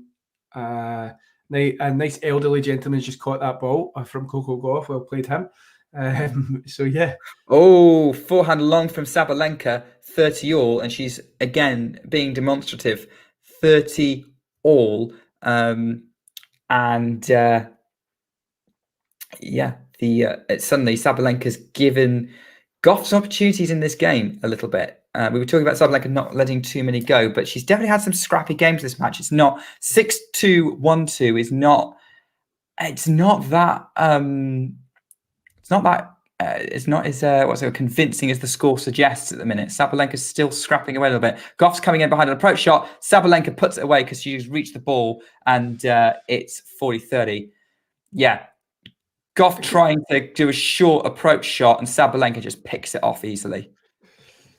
Can I ask something, Nick? And I'll ask the guys in the comments as well. Let me know your thoughts on this. Do you think? I've got a feeling like that Sabalenka is still playing in about third or fourth gear here. In terms of I think if she needed to, she could step it up. Whereas I think Coco Gauff, she's doing all she can at this moment in time, and I don't know if I'm being a bit harsh and maybe a bit lenient on Sabalenka, but I just feel that point kind of. Oh my word! That's an awesome passing shot winner from Coco Gauff. She was straight out of court. Sabalenka was running out of court, and she hits it over the middle of the part of the net, right past Sabalenka, and the crowd are loving it. She's celebrating. The crowd are fist pumping. They are loving it. Look at this again. Backhand from Gauff on the run, on the stretch, and just past Sabalenka. That was a peach of a passing shot on the right. When am I going to learn? When am I going to learn? I somehow seemingly keep on putting my foot in it. That was probably a shot of the match, wasn't it? Yes, 100%. Even Sabalenka, applauding it because of the quality of it. So has Coco Gauff woken up? She's got a second serve to look at from Aryna Sabalenka. Now we've got some vocality from the American, which is what we have been missing in this match. Goes for the forehand on the return. Sabalenka attacks on her forehand. Gauff still picks it up. Sabalenka tries to go back behind Gauff, but it's long and it's advantage to the American to try and take advantage in this set. And Sabalenka again just swinging her arms, trying to move on from that. Here we go. This is an advantage to Coco Gauff. This is a big moment in this match. This is massive. This is the biggest point in the match so far. And yeah, I will allow you to take us through this, Nick, because I know I'm a little bit behind. But yeah, massive moment. Serves. Sabalenka goes for the first serve, goes wide.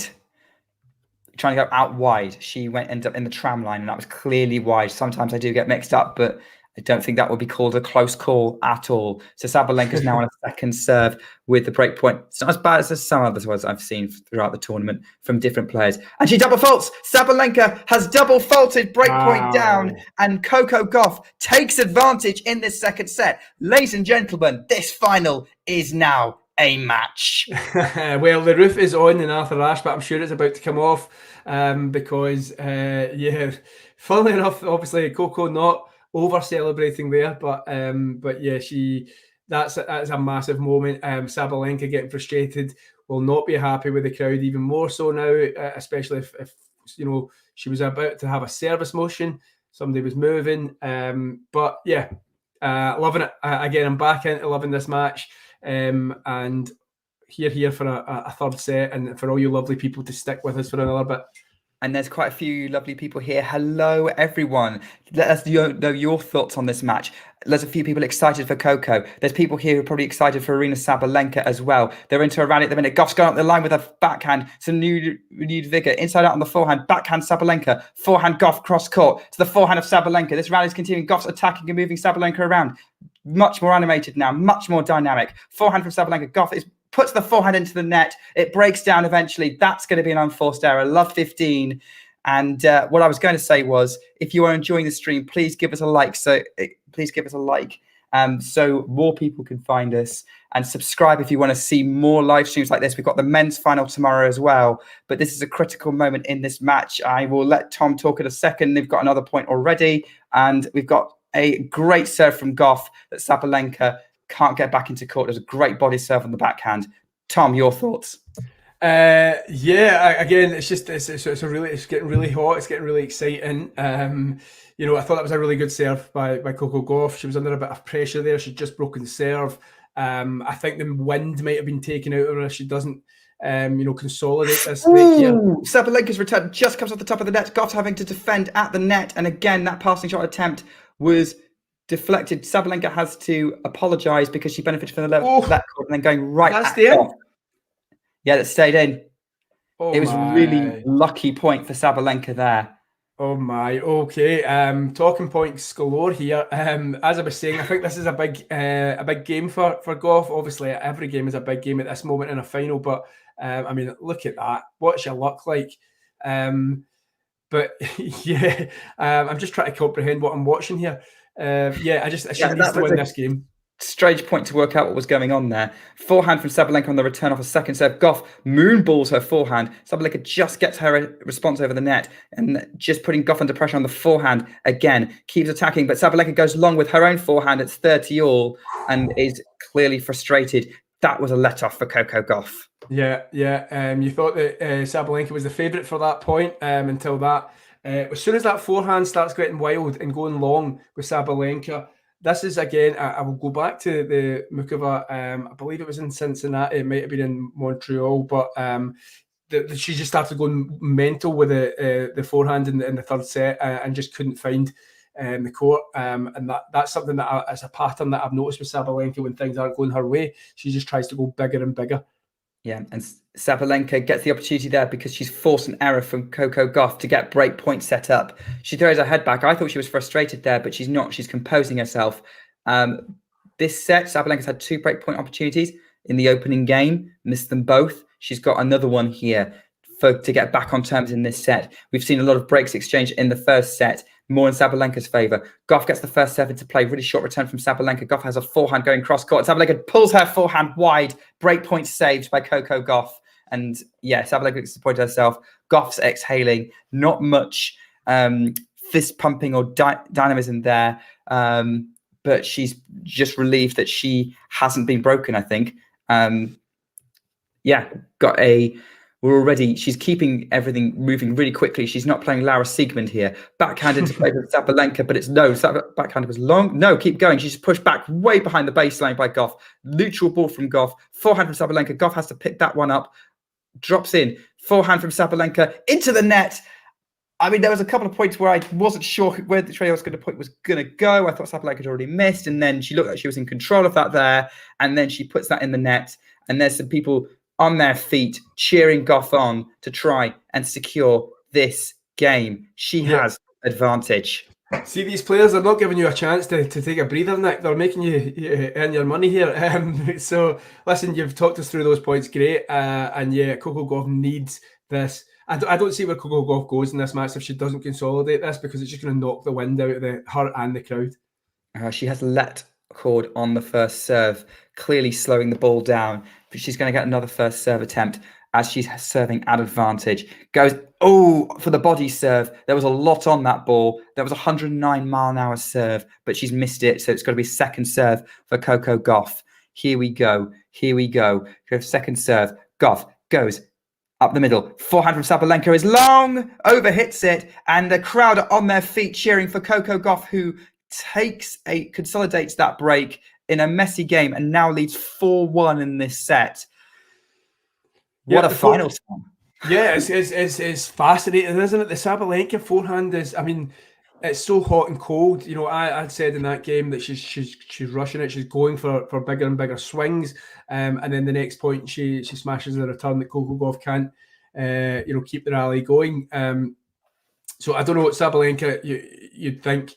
We'll take a wee breather here at the moment and just compose herself. She'll be getting word from her box to say, calm down on that forehand, because like I said, she's getting frustrated. She's wanting to finish the points quickly, and she's rushing that forehand, and that's exactly what Coco Gauff wants. The 3 points that she's getting.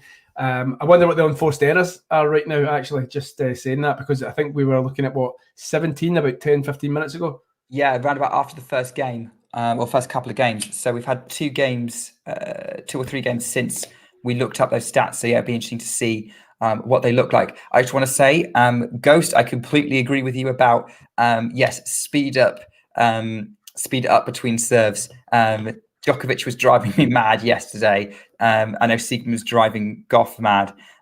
So yeah, completely agree with you there. And then I also agree with you that I also want them both to play well at the same time, because there will be some spectacular rallies. Tom, what have you found? Sabalenka has hit 26 now, which is like 9. Did we not have 17 about 10 minutes ago? Yeah. And we now we've nearly hit 10 more in 2 games of tennis. So that just shows you the turnaround that's happened here. I think we looked at that stat at 2-1 to Coco Gauff just before Sabalenka got broken. And Ghost has put the stats in the chat as well, because he likes himself some stats on the screen as well. And he's saying Coco's had 16, so that's 2 more unforced errors. I think you're using the US Open website, right? Yeah. Tell Ghost to. Oh well, I can tell Ghost. Refresh, because it did say 25. I refreshed and it popped up to 26. So try it again, Ghost. So yeah, it is 10 unforced errors from Sabalenka since we mentioned it, and only 2 for Coco Gauff, who's now at love 15 on the Sabalenka serve, looking to try and make it a double break and maybe take some of the pressure off. Second serve from Sabalenka with the first just wide of the tee. Here we go. Second serve from the Belarusian. Goes middle of the court, backhand from Gauff. Deep in play, goes again for the backhand. They're trading backhands a bit. Sabalenka changes direction. Great backhand winner up the line from Aryna Sabalenka. 15-all. That was a Sabalenka special. And that's going to make her feel so much better, because that backhand is lethal and it's not breaking down. What's stronger in your opinion, Nick? It'd be keen to get Ghosts. Is it Sabalenka backhand or Sabalenka's forehand? I think they're strong for different reasons. The forehand, I think she can dictate a bit better with it, control the points a bit better with it. But the backhand is a very reliable weapon when someone hits into that corner, and also doesn't break down the same way. It's so strong. Like you're not gonna often get a more short controlled with the backhand, isn't she? She's got more control on it. There's a lot, it's much more controlled shot, but she doesn't have the same range on it as with the forehand or options. Yeah, I would say. I agree. But yeah. I would, if I could, I would always suggest hitting to the forehand, because that's what I like to break down, as that one just did, goes into the net from Sabalenka, and it's 30-all. See what I mean? Like I think there was some points around being made around maybe the unforced errors for Gauff have been much heavier on the forehand side. I would argue the same thing from Aryna Sabalenka's point of view. To be honest. I mean, I think she trusts her power. I think she knows that she's got more power than most on tour, and she knows that her power will probably win her most points. I just think in that situation there, she could have been a lot more controlled with the forehand, but she just Gauff's lobbed her and has to come back. Oh, but Sabalenka was moving. Okay, what a point. Sabalenka was moving Gauff all around the court. Gauff was just hitting it back, so much more confident on the forehand now, lifts it up. Sabalenka pushes Gauff so far by the baseline, comes into the net to try and finish. Gauff lobs her defensively. Sabalenka has to run back, still manages to find a way to loop round and lift a lob herself, as Gauff had come into the net, and the lob was too good and it was a winner. I'm sorry, that was her point of that. I know she's won a lot of points this match. That was her point of the match. Look at the control on that. She just trusted that Coco Gauff was coming into the net. I really like that, and she liked it. She dropped her racket as if she'd won the match. Yeah, probably getting a little bit ahead of herself there, but that was a very, very good point. There've been some excellent points this match. I agree. That was Sabalenka's point of the match, compared to the Gauff's point of the match being that backhand passing shot winner, which arguably helped set her up for break point. Forehand from Gauff, which is being held with a bit more venom now. She's really swinging with it. Forehand to Sabalenka, Gauff forehand in the net though from Gauff in the end. Game Sabalenka, it's 4-2, but what I will say is the Gauff forehand is not going as short anymore, or if it is, there's a little bit more kick to it with that spin. It's actually working now, and and yes, it is breaking down, but it's not. It's going to be tougher to break down. I think it's starting to hit the kind of stroke that we've been expecting from seeing her throughout the tournament.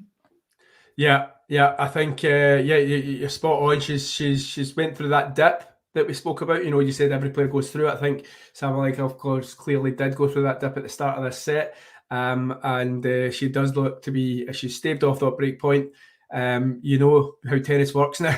You never know. In 10 minutes' time, we could be looking at 4-all. Yeah, big first serve miss from Gauff. That was well beyond the tee. Second serve, she's kind of put herself in a little bit of pressure and kind of gave Sab. Oh, it's a double fault. And I do feel like, I was complimenting her on going for a bit more. She did give Sabalenka a few gimmies in these last 3 points. She just looked distracted there. Even before the first serve, I was thinking, has she heard something in the crowd, or has she spotted something? Look at Brad Gilbert. He's going, what is going on? Come on, hen. Right. So 5 double faults for Coco, 4 to Sabalenka. Sabalenka puts a backhand into the net. We talked about that being the more consistent one, but that was a battle of the moon balls there in that rally. Sabalenka then trying to hits the backhand into the middle of the net, trying to flatten it out a bit more, and it's 15-all. Unforced errors in set 2. Sabalenka 14, Gauff 7. Yeah, just didn't have any patience there, did Aryna? She just was like, nah, I'm done with this. Yeah, go on. Okay, I'm going to try and win this point now. First serve long again from Gauff. This could be a scrappy game, I think, just judging by it. Mind you, every game feels like a scrappy game in this high pressure, high stakes US Open final in the biggest tennis stadium in the world. Huge return from Sabalenka off a short serve from Gauff, but puts the backhand into the net as a second backhand unforced error from Sabalenka, and it's 30-15. Do you want to see something interesting? It just shows you how Coco Gauff must be doing something. She's changed tactics, but the points, it's 52-48 at the moment to Sabalenka. Now that's a gap of 4. I'm sure beforehand when we looked at it, it was something like 14 or 15 was the gap, something like that. It was about 11, I think. Was it? Yeah, right, okay. So she's closed it. I mean, obviously by the run that she's been on recently. That's on the backhand into the net from Sabalenka. Keep your point. I'll let you finish the point in a second. But that was forced error because Gauff hit a nasty backhand angle, and Sabalenka put it in the net post. Continue. Yeah, I was just going to kind of raise the point to the group and the community. Have you guys in the last half hour, what has Coco Gauff been doing differently in terms of, she's clearly winning more points than she did previously. Is it just all down to Sabalenka misfiring, or has Coco Gauff forced her to do so? Yeah, I would completely agree. I would love to hear everyone's thoughts. We've got a lot of knowledgeable tennis people in this chat. People like Ghost, Eleanor, Max, Jane, and so many others. Jake as well. Love his analysis that I see in the chat and on Twitter sometimes. Sabalenka goes long under pressure from Gauff, and Gauff fist pumps, and the crowd's on their feet. She's held 5-2. She's 1 game away from leveling this match. Wow, okay. So while the players sit down and take a break, we'll take a quick break. I just want to see, I know you played it right at the start about, just over 2 hours ago, or nearly 2 hours ago. But let's have a look and see how Jack's predictions going, shall we? And see if he's bang on the money. Okay, honest thoughts. Coco Gauff this tournament hasn't been super tested. There have been some moments, but she hasn't had to step up outside of her comfort zone, I would say. Riding a lot of confidence from the American swing.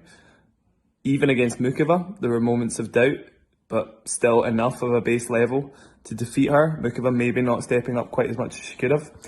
Improvements to Gauff's game though. Definitely no fluke, and will trouble Sabalenka, so bigger serving intent. Probably going to cause Sabalenka to miscue a few more returns than she's used to, and the forehand is solid enough nowadays that Sabalenka is going to be forced to play a lot of balls. But Sabalenka in finals this year, in fast conditions, has served well. Adelaide, Australia against Rybakina, Madrid versus Swiatek. She has stepped up, and I don't think she'll mind having to work the point a little bit more to get past Gauff. I don't see her being too nervy. I see her trusting in her weaponry. I see Gauff not being able to play the aggressor as much as she would like. So Sabalenka, I think this is hers for the taking. Gauff's base level's good. So she maybe will win a set, but Sabalenka in 3 sets is my feeling. Oh, that handsome Scotsman's good at it. It's looking like he's going to be bang on the money. In terms of we've lost Nick again. We're back. We're back. Oh, thought we had the video lag had struck again. But yeah, Jack. If Coco Gauff sees this set out, he could be right bang on the money. Yeah. And for those of you who are newer to the channel, Jack is one of our very esteemed commentators, very knowledgeable, is a accredited tennis coach and has his own podcast on the line. And he and John will be taking you through the men's final tomorrow. As we get to 15 all-point second serve on Sabalenka's side, backhand up the line, the forehand of Gauff, looped up, forehand from Sabalenka, pushing Gauff back. Gauff still gets it. Backhand from Gauff up the line. Oh, just missed it. And she's frustrated with herself, but that could have been a money shot there. It wasn't far off. 30 love. Yeah, Coco Gauff, she's, you can tell, just shows you how, how things have changed in terms of, she's not just sitting on the one break. She's wanting this set done and dusted early, because it might be a little bit of a, you've done me into it, I'm doing you into it here.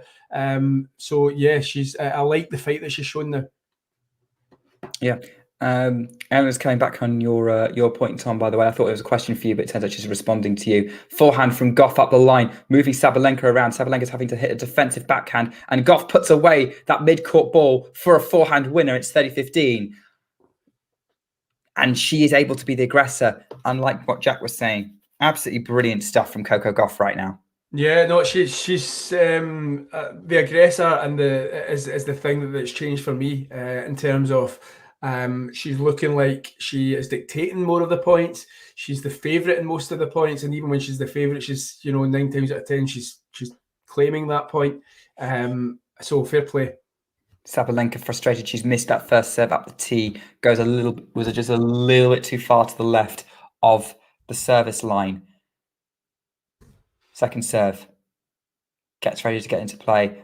Serves just over the net. Backhand Gauff to the forehand of Sabalenka, who really attacks it with the angle, moving Gauff around. That's a forehand winner. Great point from Sabalenka, off a very good return from Gauff. And it's 40-15 to the Belarusian to try and continue to keep the American under pressure. Yeah. Good play, Sabalenka. How many times have we seen her down in a set and bringing it back? So I wouldn't count her out of this set just yet. Although we have been praising Coco Gauff, Sabalenka, is still dangerous. Yeah, absolutely. As we're going to a Friday now, Gauff has attacked the Sabalenka forehand with a brilliant deep forehand from Gauff. It's night and day compared to the forehand she was hitting in set 1. Sabalenka is forced into her going long, and it's 40-30 as the camera pans to a group of champions. We've got Tracy Austin standing in front of Monica Seles. That's tennis royalty right there. Yeah.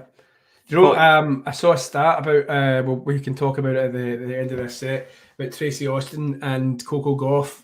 They will share a record if Coco wins this, I think. Yeah, Gauff hits the forehand into the net off the backhand from Sabalenka. So Gauff is now going to be serving for the set at 5-3. Probably going to be under a little bit of pressure. What's the stat, Tom? God, you've now put me on the spot, haven't you? Give me 1 second. You brought it up. I did. But I'd said I'll bring it up. I'll get it at the end of the set. So okay, get the stat at the end of the set. Well, the set could be 4 points away. It could be 5 games and a tiebreak away. We'll have to find out. Okay, I've got it. I'm that quick. I'm good. Right, okay. Coco Gauff is trying to become the 3rd American teenager to win the US Open title, along with Serena Williams and Tracy Austin. There you go. Oh, wow. And of course, Tracy Austin, I think, won both of her US Open titles as a teenager, back in an era where that was a lot more common.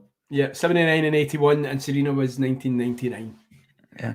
All right. Well, history on the line. And Gauff is definitely a special talent. We've known that since she was 15, when she burst onto the scene at Wimbledon in 2019. And she took down Naomi Osaka, Australia, not long after that. They're trading forehands at the minute, just keeping it short and over the net, not going for too much, just keep it going. Gauff changes direction with a forehand winner. And that could have gone in on the wrong side of the line, but that was a brilliant forehand winner. The crowd are loving it. It's 15-love, 3 points from the set. Wow, would you say that's her shot of the match now? Or no, I still first one? I think second. I think that backhand passing shot was still more athletic and epic, but this was a very, very good shot nonetheless. I mean, like, look, it's a high stand. Neither of us could play any shots like this. You are right. You are correct. But, I always end up talking about my exploits at the tennis court. I'd love to hear about yours sometime, Tom. But maybe not after the exploit of these people on a tennis court. Let cord from Sabalenka, who goes on for the backhand of Gauff. Forehand Sabalenka moving Gauff around. Gauff shanks the forehand, and it's 15-all. Well, I think there'll be a lot of nervous people inside Arthur Ashe right now. Gauff, the box, and 99% of the Arthur Ashe Stadium. 3 points to go. She's still very much in this match, but I just, I'd love to have these are moments that I'd love to have the sound on for us two commentators, because I'm sure it is absolutely, loud as heck there. So. Well, nothing compared to what it must be like trying to commentate in the stadium itself in one of those boxes. 30-15 with an unreturnable serve from Gauff. That's a good start from there. From there. So she's going to want to kick on for the next couple of points. I don't know what it'd be like trying to commentate with all these people in my ear and everything else going on. This is why these guys are pros, and this is why the players are pros as well. That is an interesting serve from Gauff. It's gone long. Sabalenka almost had to jump out the way of it. Nasty body serve on the first serve attempt, but we're going for a second serve from Gauff. Goes up the middle. Sabalenka forehand in play, deep. Short ball from Gauff. Sabalenka attacks it, but the Gauff still gets to it. Sabalenka changes direction. Gauff has to run it down. Defensive point lifted up. Just lands in. Forehand Sabalenka with time, giving Gauff a chance to get the backhand into play, putting the forehand under pressure from Sabalenka. Now Gauff is in control of the point. Sabalenka gives her a short ball to put away with the forehand, loops it in. Gauff finishes at the net. That's the doubles prowess. That's the doubles prowess there. And she's shouting to the crowd. She's asking them to cheer her on. She's shouting, come on. It's 40-15. It's 2 set points for Coco Gauff to even this up. Top tip, by the way, Coco Gauff is going to be ranked the world #1 in doubles on Monday, along with Jessica Pegula. And those skills were on display and that point. Now she has 2 chances to put this set away. What's she going to do? I've got caught up in the moment. I'll let Tom speak in a second. But Gauff is bouncing the ball. She's slowing this down for once. Then goes for the first serve, puts the first serve into the net. Pressure telling. She knows that Gauff is the one who is the underdog, who has to make the comeback. Here we go. Second serve for Coco Gauff. Serves mid-court. Sabalenka attacks it. Gauff lifts up the forehand. Sabalenka's going to try and go for the shot, but she's gone long. And the second set goes to Coco Gauff. We are into a decider on Arthur Ashe for the US Open trophy. Are you ready, Tom? Yes, this is good stuff. You couldn't, how many times have we heard that the women's final, the Grand Slams are damp squibs. Wimbledon, of course. So yeah, this is the final that we all wanted, and it was the final that we all expected after 2 weeks of really, really good tennis. So yeah, loving it. And you were talking about her being world #1 in the doubles. If she wins this, of course, she'll go up to WTA singles #3, and if Sabalenka goes on to win it, of course, already the #1, but Coco Gauff will be #5. So yeah, a lot to play for. Who's your favourite, Nick? Oh, I think it really depends. If Sabalenka reigns in the unforced errors, then it's going to make it a very even match. It depends if they both play their best and they don't make errors, it's going to be close. If I'm not sure who the favorite is. I think maybe the crowd and momentum might be with Gauff right now, but Sabalenka does have the ability to reset. She is a top class player. She showed that in her semi-final when she was almost down and out against Madison Keys. The crowd might be slightly more hostile. I don't know. I'm really struggling to call which way it's going to go. I'm just living in the moment. Here. I'll put you on the spot there. So, what do you think? I think Gauff. You the same problem. No, I'll tell you what. I'll try and just I'll just go for it. I think Coco Gauff now. A couple of reasons why. you could see that she was nervous and under pressure at the start. It was a slow start. I said she needs to involve the crowd. She's done that. Since she's done that, she has, started playing better tennis. She right now seems to have Sabalenka's number. Sabalenka, however, has proved a bit of steel, a bit of grit, especially in that semi-final. So I'm not ruling Sabalenka out. It could go either way. It's probably, 55-45 for Coco Gauff. And I just want to say hi, Kean, because he's asking if we don't read the comments. We certainly do. We try and involve you guys as much as possible. So keep the comments coming in. We'll shoot out questions to you guys. In fact, why don't you guys let us know who is your favourite? You just have to write one word, write the player, who you think is going to win this deciding set. What a match. Yeah, what a match. What a match indeed. We're already starting this third set with Sabalenka serving. I think for me, this is going to be on her racket. She needs to cut the errors because she's capable of I think she's more likely to put Gauff under pressure than Gauff is able to put Sabalenka under pressure. But Gauff has been growing into this match for sure. Hello, everyone watching. We hope you join us for the rest of this magnificent match. Yeah, there's quite a few watching it. I hope you're enjoying. If you do, hit like, hit subscribe, follow us all on Twitter, Facebook, Insta, whatever we've got. I can't even keep up. It's those things, yeah. Yeah, but yeah, just give us a follow, and you'll get this kind of tennis chat almost nightly, really, isn't it, Nick? Yeah, almost nightly, especially during a slam or during a 1000. By the way, that was the opening point, is exactly what I was talking about. Sabalenka going back to absolutely peppering the Gauff forehand. And although forehand didn't break down, Sabalenka eventually hit a winner off a short ball. And that's exactly what I'm saying. She is able to overwhelm Gauff when she's firing. She only lost that last set by a single break. Goes out wide for the first serve there, and then attacks on the +1. She's mid-court at the minute. Gets the overhead. Gauff is still chasing it all down, though. And Sabalenka puts the next overhead into the net, and that was not a Saba smash. That was more, as Aryna said, a Jocko smash. Oh, I'm catching up on you now. Yeah, there we go. She's you can see who's pumped and who's frustrated right now. Momentum shifts. I don't think we were going to be saying this at the end of the first set. It wasn't even if it was a quick shift in momentum. It was almost a gradual build up in that second set, but now firmly everything is going Coco's way.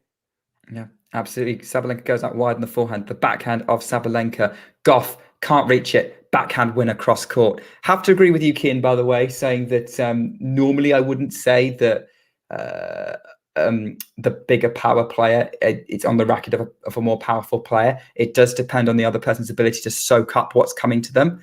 And so far in this match, I think Gauff's done well to get everything back, but it is very much waiting for the Sabalenka error rather than sort of able to turn it into a counter attack, although she has been doing that more as the set's gone on. 30-15, by the way, second serve for Sabalenka in this fourth point of the third set. Lots of numbers there. And she's just got it in. Gauff just got a turn in play. Backhand cross court from Sabalenka. Gauff just makes her backhand, and Sabalenka puts the forehand into the net. 30-all. Yeah, Ghost is kind of got the Tom Grant touch of making a booby yourself. He just talked about the backhand of Sabalenka, and then she puts it into the net. As did we, to be fair. We were speaking about how good the Sabalenka backhand was earlier on. Just got to say, Sabalenka's looking a little lost right now, just a little bit lost in dealing with the situation she finds herself in. And you would think, as a Grand Slam champion, she's been to this moment before, but Coco Gauff seems to be handling the situation better. She was also super nervous closing out. She had 4 match points, and it's 30. I mean, I thought the first couple of points in this match, in this set, showed Sabalenka had reset. She was really going for it, really being positive there. We're into a rally now. Gauff is running everything down. Sabalenka's throwing at her, and Sabalenka has to pick up a deep backhand from Gauff that goes long, and it's 30-40, and suddenly Gauff has a chance to take the lead in this match for the first time, and all the celebs are loving this. They're absolutely loving this. Who have you spotted now? Charlize Theron's there. The camera always goes to Charlize Theron. Who else is there? I don't know. I'm not on Celeb Watch. I don't really care. Well, that's the guy from American Pie. No idea. Jason Briggs. Come Maybe on. I've not seen. Ghost, I've not Ghost seen that is film. definitely. I can tell you right now. Ghost has got the American Pie box set. I can guarantee you. Oh, he does seem like the kind of guy who would have that. Short forehand from Gauff. So keeps getting it short. Sabalenka on the attack with her forehand. Forehand Sabalenka going back behind Gauff. Great tactic there from Sabalenka. But Gauff still gets it. Back forehand Sabalenka. Gauff runs it down, lifts it up. Sabalenka's got the overhead. Sure, it's going to finish it. Yeah, Gauff couldn't quite run that down. But Gauff somehow got to almost every ball there. And she's fist pumping because she knows that she was in that point and Sabalenka really had to work to finish it. It is juice. But Gauff knows she's still in this game. Have you ever seen a player fist pump when they lose the point? Not like that. I've seen it like that before, but I've seen people fist pump before just to G themselves on. Like, okay, I lost the point, but it's still pretty good. But that was Andy Murray-esque, surely we can say that was Andy Murray-esque, that kind of defence. The only difference is Andy would have won the point. I probably, although Andy would probably have found some way of thinking that he hadn't quite played that point well enough. Yeah, there'd probably be a lot more swearing as well. Hey, Beaches, how you doing? Yep. Forehand in play from Gauff. Forehand Sabalenka into the net. Another breakpoint chance for Gauff.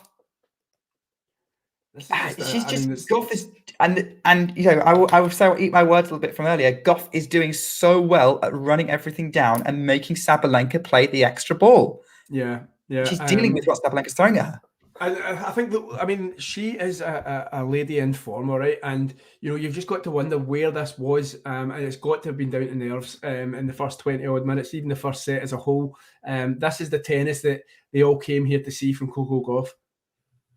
This is it. Yeah, second serve for Sabalenka. Here we go. Is the crowd settled? I've no idea. We're on mute. But Sabalenka serves. Mid service box. Gauff just gets the return in play.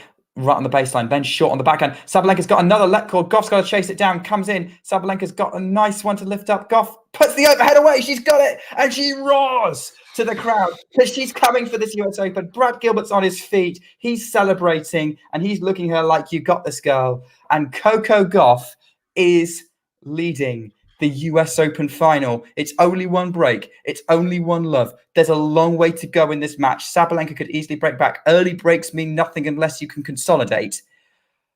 But absolutely. I got a little bit of goosebumps there, and I don't know why. Now, I've had a feeling. I think that it's been said on social media. You know, it's almost as if this has been written in the star, this script for Coco Gauff, and you know, leaving Wimbledon early. You know, everybody basically kind of piling on and saying, is she the girl that we all saw the potential as 15 years old? I cannot believe that we're now seeing this script written, you know, a set down in the US Open final, and she's now a breakup after turning that around. We're still very early. We all need to keep calm, but you know, this could be happening. This could be happening. I mean, I know what you mean. Like, it's US Open has in the last few years been the place where the young stars break out. I said that at the start of the stream before the match. We saw it with Raducanu, we saw it with Andreescu, we saw it with Osaka in recent years. It was where Swiatek cemented herself as the new dominant force in women's tennis for however brief that was before Sabalenka came along. Backhand from Gauff. Sabalenka, backhand up the line. Gauff has to really run it down. But Sabalenka's attacking with her backhand. So the Gauff backhand up the line. They're doing so well at trying to counter each other here. Gauff running it out and everything. But Sabalenka goes back behind her with the forehand. It's love 15. That was a well-played point from Aryna Sabalenka. That was, and I'll tell you why. I half expected a couple of those backhands there to go in the net from Sabalenka just because Gauff had been playing so well, and you know she's absolutely drilling any hope out of her. But she did really well there, and it's like I said, she was a breakdown in the semi-final to Madison Keys. Sabalenka, she'd lost the first set 6 love, so she'll not be going anywhere just yet. That's Gauff coming into the net, putting a fairly short backhand approach shot to a Sabalenka backhand who has to try and lift it to try and pass Gauff, but it goes too wide and it's 15 all. And Sabalenka is grimacing to herself. I was a Gabalenka, but I mean Sabalenka. This is what happens when you talk too quick. Almost got yourself in trouble there. I think Coco Gauff's court placement was really good there. She kind of squeezed out the space and didn't really give Sabalenka many options of where to go. Yeah, absolutely. Yeah, she did. I would agree with that. Yeah, Sabalenka under a little bit of pressure with that shot. Forehand on the return from Sabalenka, attacking again, but off the top of the net and past the tram line, and it's 30-15 to Gauff. And suddenly, although Sabalenka's benefited from a few net cords, I don't know whether it's let cord or net cord. I think it's both. Net cord, yeah, you can get away with both, Nick. Don't worry, mate. It's both, but yeah, this time net's not working for her at the minute. Gauff is going to be serving at 30-15 now. Drops the ball, has to start her service move. So again, now lifts it up, goes mid box, backhand to Gauff. Sabalenka runs around for the forehand, just clips it over the net. Gauff backhand down the line. Sabalenka just lifts it up but puts it in the tram line.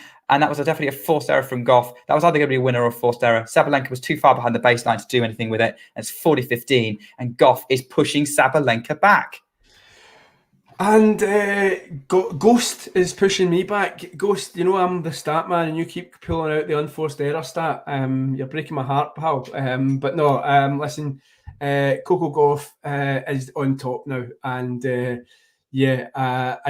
I think this is a big point. I think she puts this away. We've got a 2-love, and Sabalenka's chasing. And she has. It's because it's a brilliant first serve that Sabalenka can't get back in play, and it's 2-love Coco Gauff in this set, in this deciding set. I don't want to get ahead of myself, but I mean, the way that Coco Gauff's playing right now, and we all know, again, we've said it so many times on this stream, that tennis is a case of swings and roundabouts and momentum shifts. But this could be a fairly straightforward set, just the way that she's playing right now. She's definitely on top. I'd like to see the last 20 odd points count. Coco Gauff's got to be something like 16, 17 of that. Yeah, for sure. We're into a rally again. Sabalenka peppering the forehand. They're going cross court with the forehand pretty much the entire time, and they're playing to the extremes. Gauff just somehow makes that, goes back behind to the Sabalenka backhand. Now plays it to, seems more in control. Sabalenka powers that forehand over the baseline, and it's love 15. And I agree with you, Ghost. The unforced errors are telling a story. And you're forgiven, Ghost. I'm only teasing you, my friend. Anybody who contributes to this channel is a friend of mine. So just keep the comments coming, keep the stats coming, and we can talk some tennis. So, what is going on? Aryna Sabalenka now. She's changing racket, is she? I'm just seeing a replay at the minute. To be honest, a slow-mo replay of that Gauff backhand. So I don't know what's kind of going on there and why they're not showing the live action. Now Gauff's getting ready. She's won 14 of the last 20 points according to that graphic. Sabalenka's serving at love 15. Steps it up. Goes first serve wide. Almost as if I'd planned that. They just did the last 20 points and it was 14-6. I know I'm a wee bit behind you, Nick, but I just said that and then they pulled up on the screen. Thank you to the gallery at the US Open. Forehand long from Sabalenka. It was sitting up and she ballooned it, and now she's changing her racket. She's walking to her chair. She's talking to her box. She's walking to change her racket. She's trying to try and get a better feel, or what she thinks is a better feel, at love 30 down in this match. I said about in the last game, I said she looks lost right now. I don't think too many could disagree with me. She is looking for answers that nobody other than her can really figure out. It's an odd drop, but we kind of thought that this could come and this could happen, and it has, unfortunately, in a US Open final deciding set. Takes the pace off a little bit, that first serve, makes it a body serve, and Gauff puts the return long. So it's 15-30. Sabalenka on the board in this game, and she's already stepping up to serve again into the ad court. Goes up the tee. Gauff gets the return in play. Inside out forehand from Sabalenka. Gauff shanks the backhand, and it's wide, and it's 30 all. I mean, what is it that is making Sabalenka lost? Because I think Gauff and the way she stepped up and is running everything down and putting her under pressure is what's frustrating here. I don't think she's gone off the boil by herself. No, it's definitely a consequence of Coco Gauff changing it up, changing tactic, and settling into this match. That break early in the second set has made all the difference. It was huge.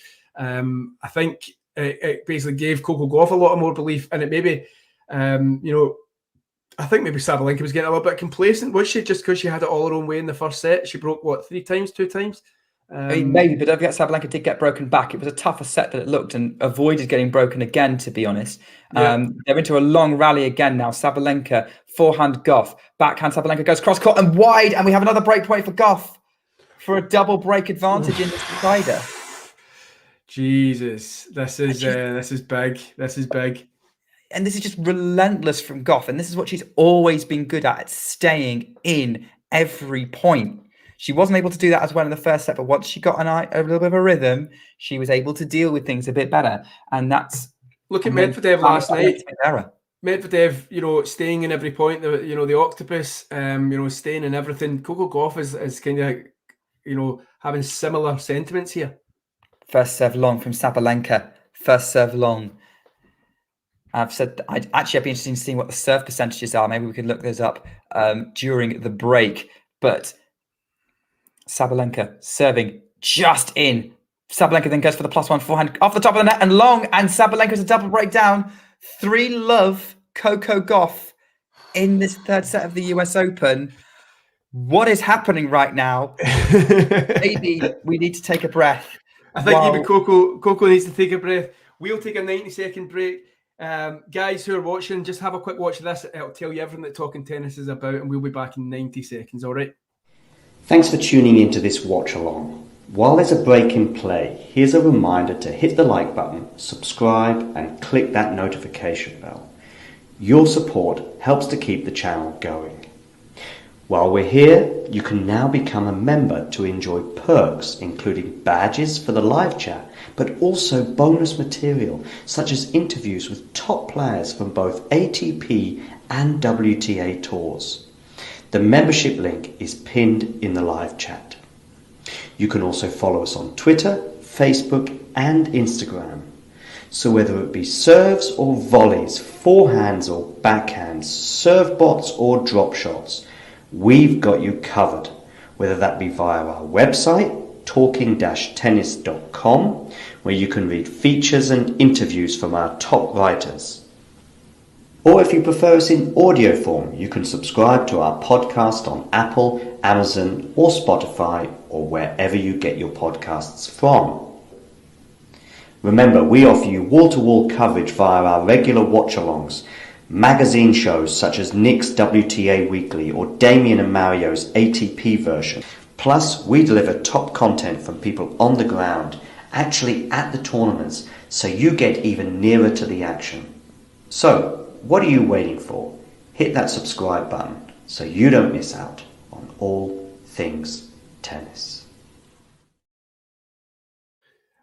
Our fearless leader, John Silk there, talking you through that one. So did you see the serve percentages you were looking for there, Nick? I didn't know. I didn't want to risk my computer running slow, so I haven't looked at that. Gauff told us that we should look at the second serve points won by Sabalenka. Sabalenka, by the way, putting Gauff under a lot of pressure on this opening point and wins it with an overhead. Love 15.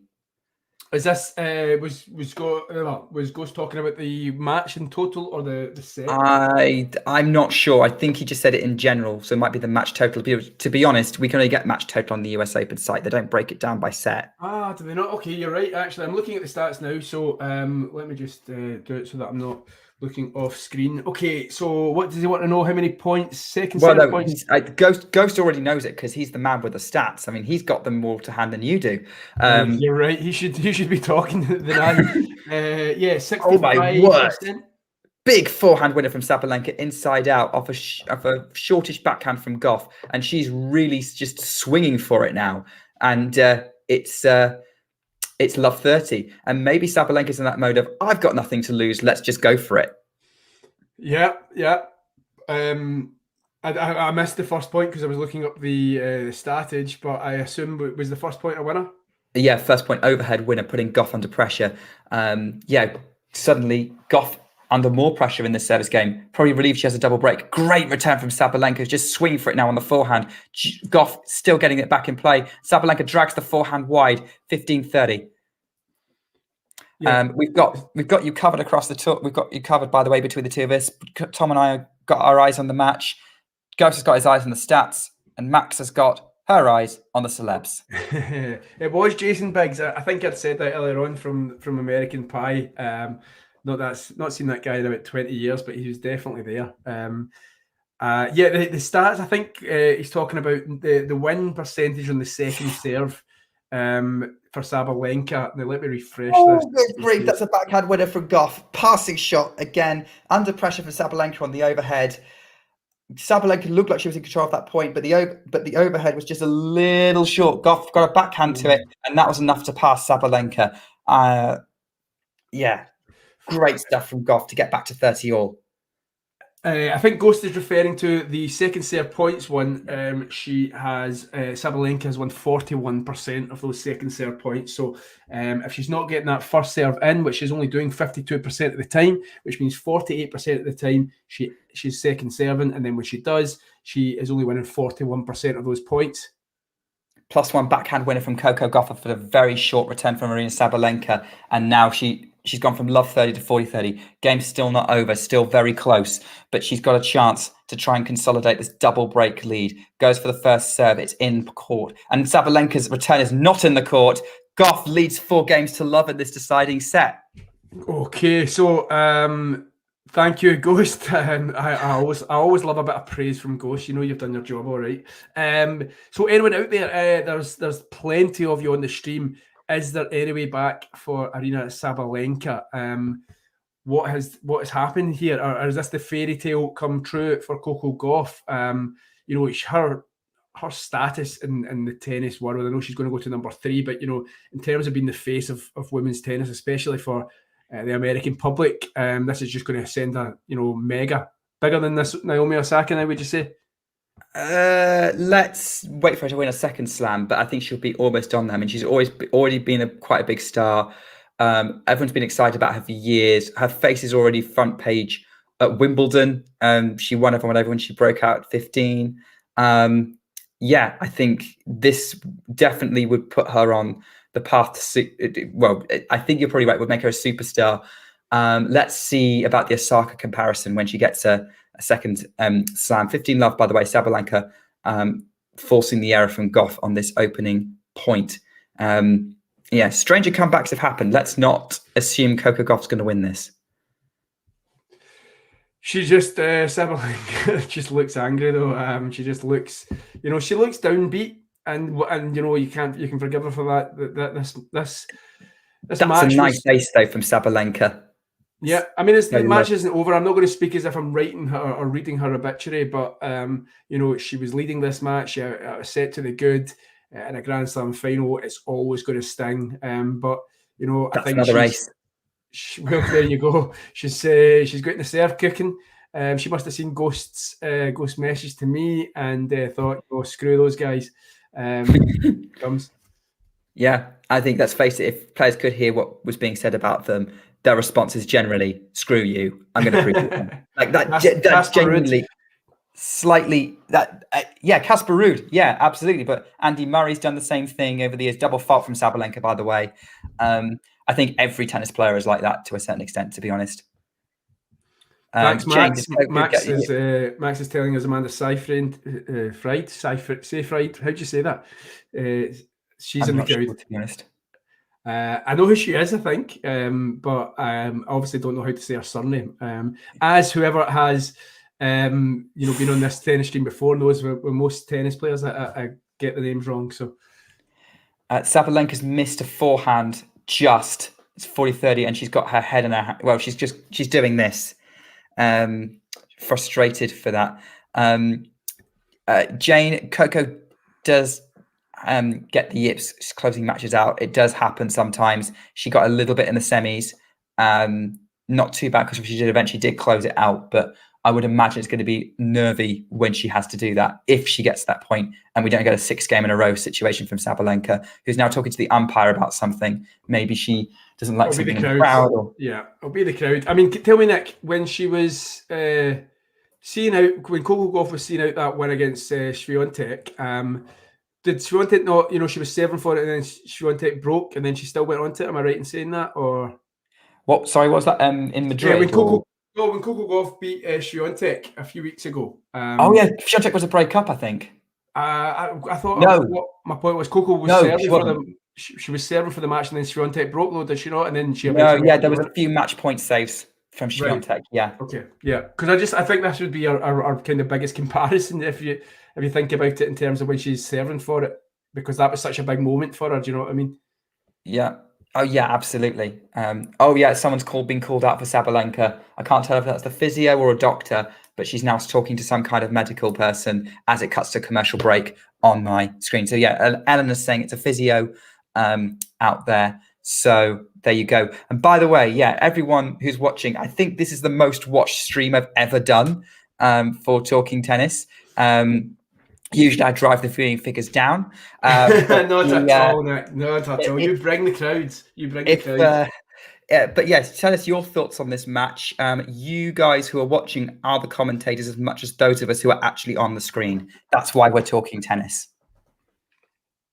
Yeah, and hopefully we get a few more your regular contributors such as Ghost, Aryna, Max, Jane, Jake. I can't forget Jake, like you mentioned him earlier on. I feel like I will Matthew. He's Matthew Souza. Yeah, he's yeah.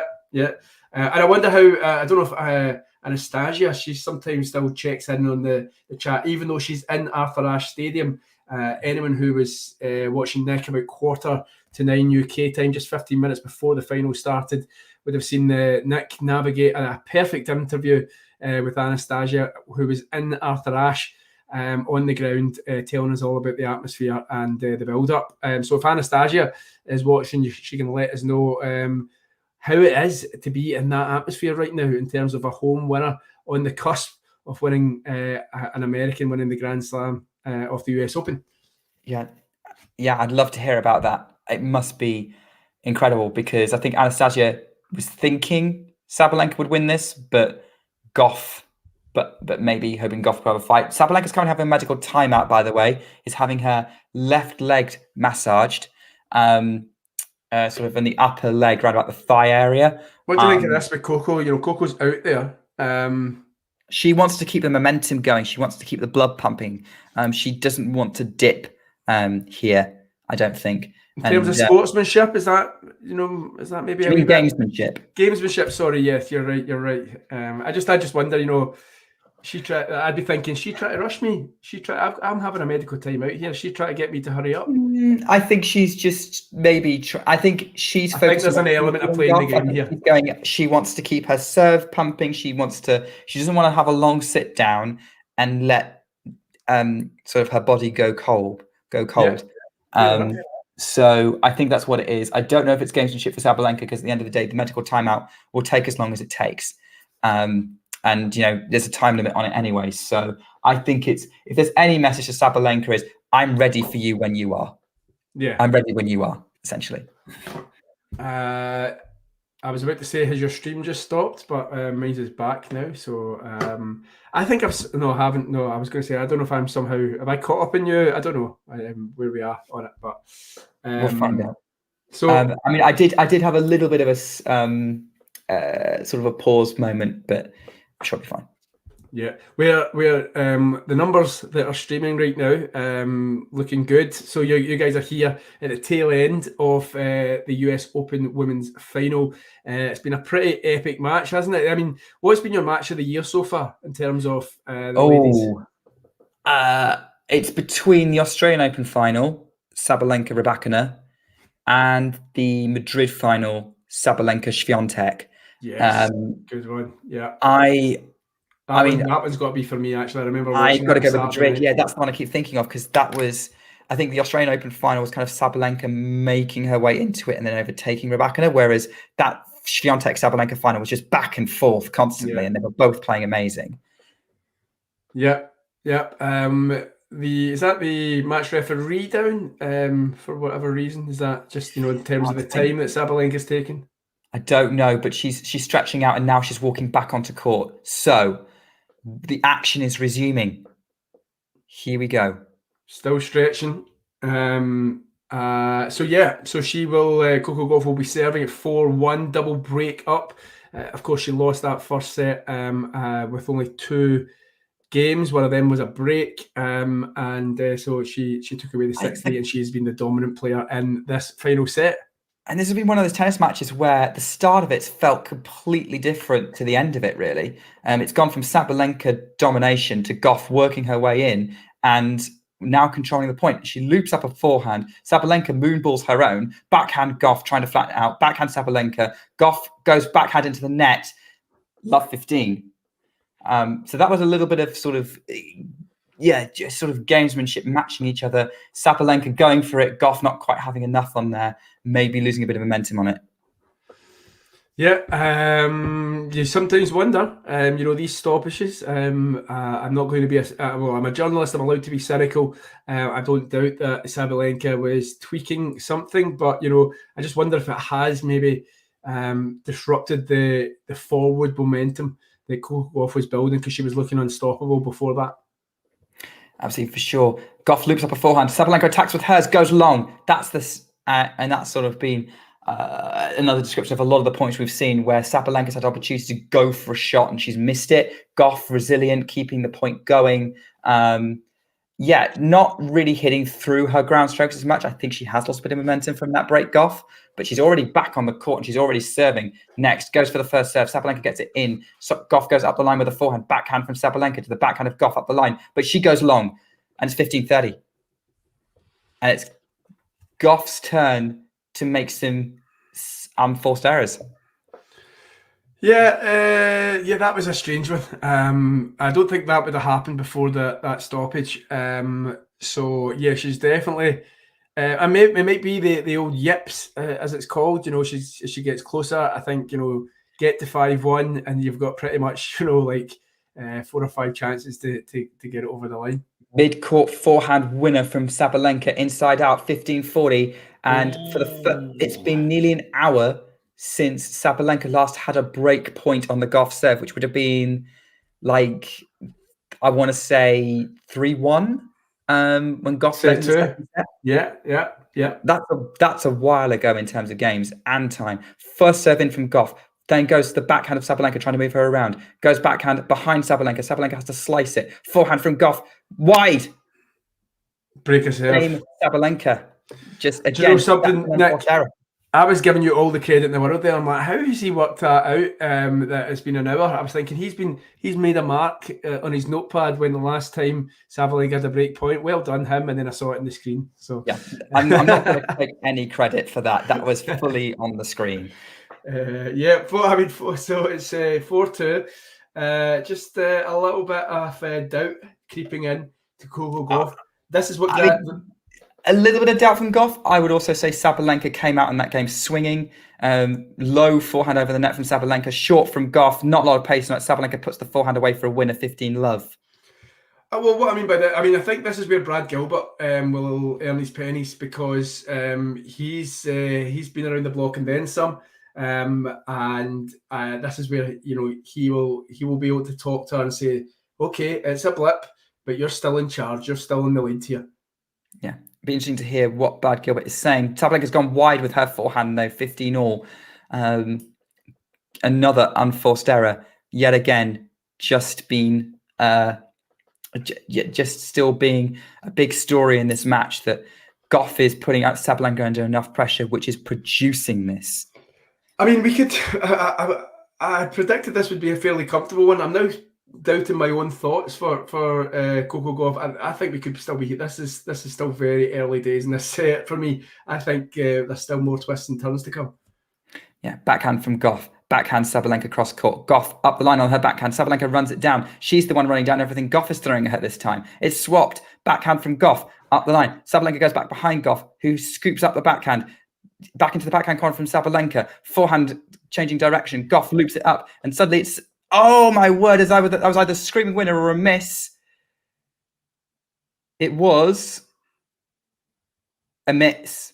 And it's 15-30. Backhand wide. Sabalenka was in charge at that point, dealing with everything Gauff threw at her, but then going for the haymaker on the backhand, just missed because I could not tell. We're seeing it here.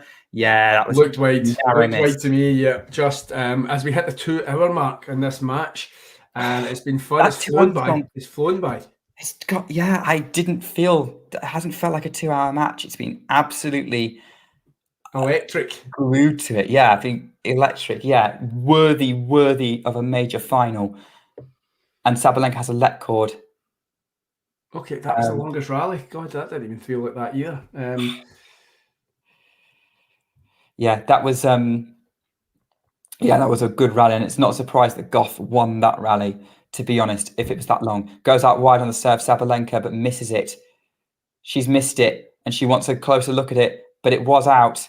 It was out, and that was actually a double fault. It wasn't a let cord. She'd gone wide on the first serve. It's 15-40, and Gauff has a chance to get the double break back. What's she saying? I don't know what she's saying. She's arguing. She's complaining. The crowd are cheering. They're clapping. They want the American to do the job. The last American woman to win the US Open was Sloane Stephens 6 years ago against fellow American Madison Keys. Sabalenka's chatting with the umpire. She's not happy with something. I'm not surprised she's not happy. She's been under a lot of pressure in this match. She's serving at 15-40. Goes out wide on the first serve. Miss it. Here we go. And she's looking fed up, Sabalenka. She's bouncing the ball. She's going to get ready to serve. Goes out wide. Backhand from Gauff. Forehand Sabalenka to the forehand of Gauff. Looped up. Just in. Short from Sabalenka. Gauff goes for the backhand. Now she's got mid-court. Short. And she puts it away on the half volley. And that's game Coco Gauff. She's one game away. She will serve for a first US Open title, a first major title, and put her name among the greats of the game. Okay, let's, as we prepare for that, how long was Damien's prediction? Because I want to remind myself. Okay, well, we've got time for Damien's prediction very quickly. What he said before the match. Here we go. So, Sabalenka Gauff, I think it's a very fitting final. Sabalenka has been like the best player of the year. Gauff has been the best player of the US Open warm-up swing. So I think it really works well. It should be great. And I think there is a significant edge for Aryna. So far she has looked pretty sublime in this event. She only really struggled when Keys overwhelmed her with her early timing, in the semis. And then I don't think it's possible against Gauff. No, it's not going to happen here. Gauff presents another danger. Gauff presents the danger of her athleticism and just the ability to make her play one more ball, being a threat to Aryna. I just don't think, so far in this event, Sabalenka has been handling that really well whenever she plays an opponent like this. There's also less pressure on her, to me. She's already clinched the world #1. She has a Grand Slam title. Coco doesn't. Coco has the 4 years of expectations building up for her. I think Sabalenka has a pretty good edge here.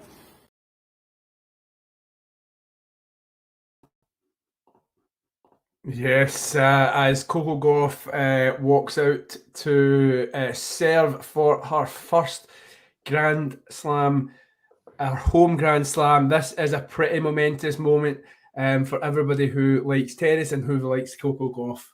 I didn't think we'd be here so soon, but here we are. We're into a rally at the minute. Forehand from Gauff. Mid-court, Sabalenka on the attack with her forehand. Gauff goes back towards Sabalenka. It's not exactly neutral. Backhand Gauff. It's Sabalenka. Gauff short with her forehand. Sabalenka's going to try and attack. Goes long. 15 points to go. 3. Here we go. We're going to count these down. Gauff. Well, trust me, that's what she'll be doing in her head. That's what Brad will be doing in his. We thought this day would come. We thought this day might come, given when she broke out as a 15-year-old at Wimbledon, taking down Venus Williams, and then the previous year's semi-finalist Rybarikova. Serve from Gauff up the middle. Forehand. Backhand from Sabalenka. Forehand to the backhand of Sabalenka. Drop shot into the net. 30 love. How many points is that? 2. 2 to go. 2 points from history to become the third teenager. That drop shot just looked like, I'm not saying she's given up. I will never say that about a professional sports person, but, that one just looked a very half-hearted drop shot. He's trying something. Monster return from Sabalenka, though. Gauff's reply just lands in. Sabalenka moonballs it, just try and pick it up. Backhand from Sabalenka to the Gauff backhand, short. Forehand from Sabalenka to the forehand of Gauff.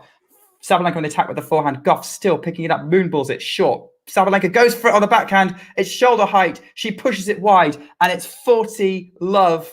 And Gauff has 3 championship points.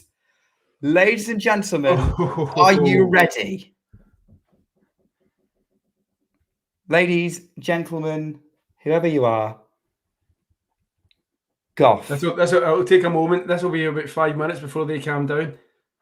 Here we go. She's bouncing the ball. She's ready for this championship point. Goes up the middle. Sabalenka drops it in. Backhand Gauff to the backhand of Sabalenka, cross court. Backhand Gauff. Backhand Sabalenka up the line, moving Gauff around. Gauff scoops up the forehand. Backhand from Sabalenka. She's coming in, takes the volley. Gauff goes for the passing shot. She's done it!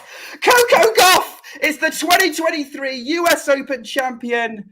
Her first Grand Slam title. She's on the ground. Oh my word. Unbelievable. And they embrace. Sabalenka comes to Gauff to embrace. She's What done it. a moment for Gauff in her career. She has done it. Wow. She is a Grand Slam champion at 19 years old, fulfilling all that potential that she had. That's amazing. That's amazing. It's been what a turnaround. What a summer it's been for Coco Gauff. Who would have imagined it when she went out to Sophia Kenin at Wimbledon at the end of June and start of July? Who would have thought 3 months later that we were going to be saying Coco Gauff is the US Open champion?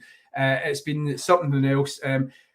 Love it. Yeah, really well done. Sabalenka, you've got a feel for her. She's going to be really disappointed with this one. But, you know, Coco Gauff, it was written in the stars, wasn't it? It did feel like that. I mean, Gauff, this American hardcourt season came in with 1 loss, and that was a tight one to Jessica Pegula in Canada. She has not lost a match in the USA this summer, in the US of A. Coco Gauff is currently unbeaten in the USA. And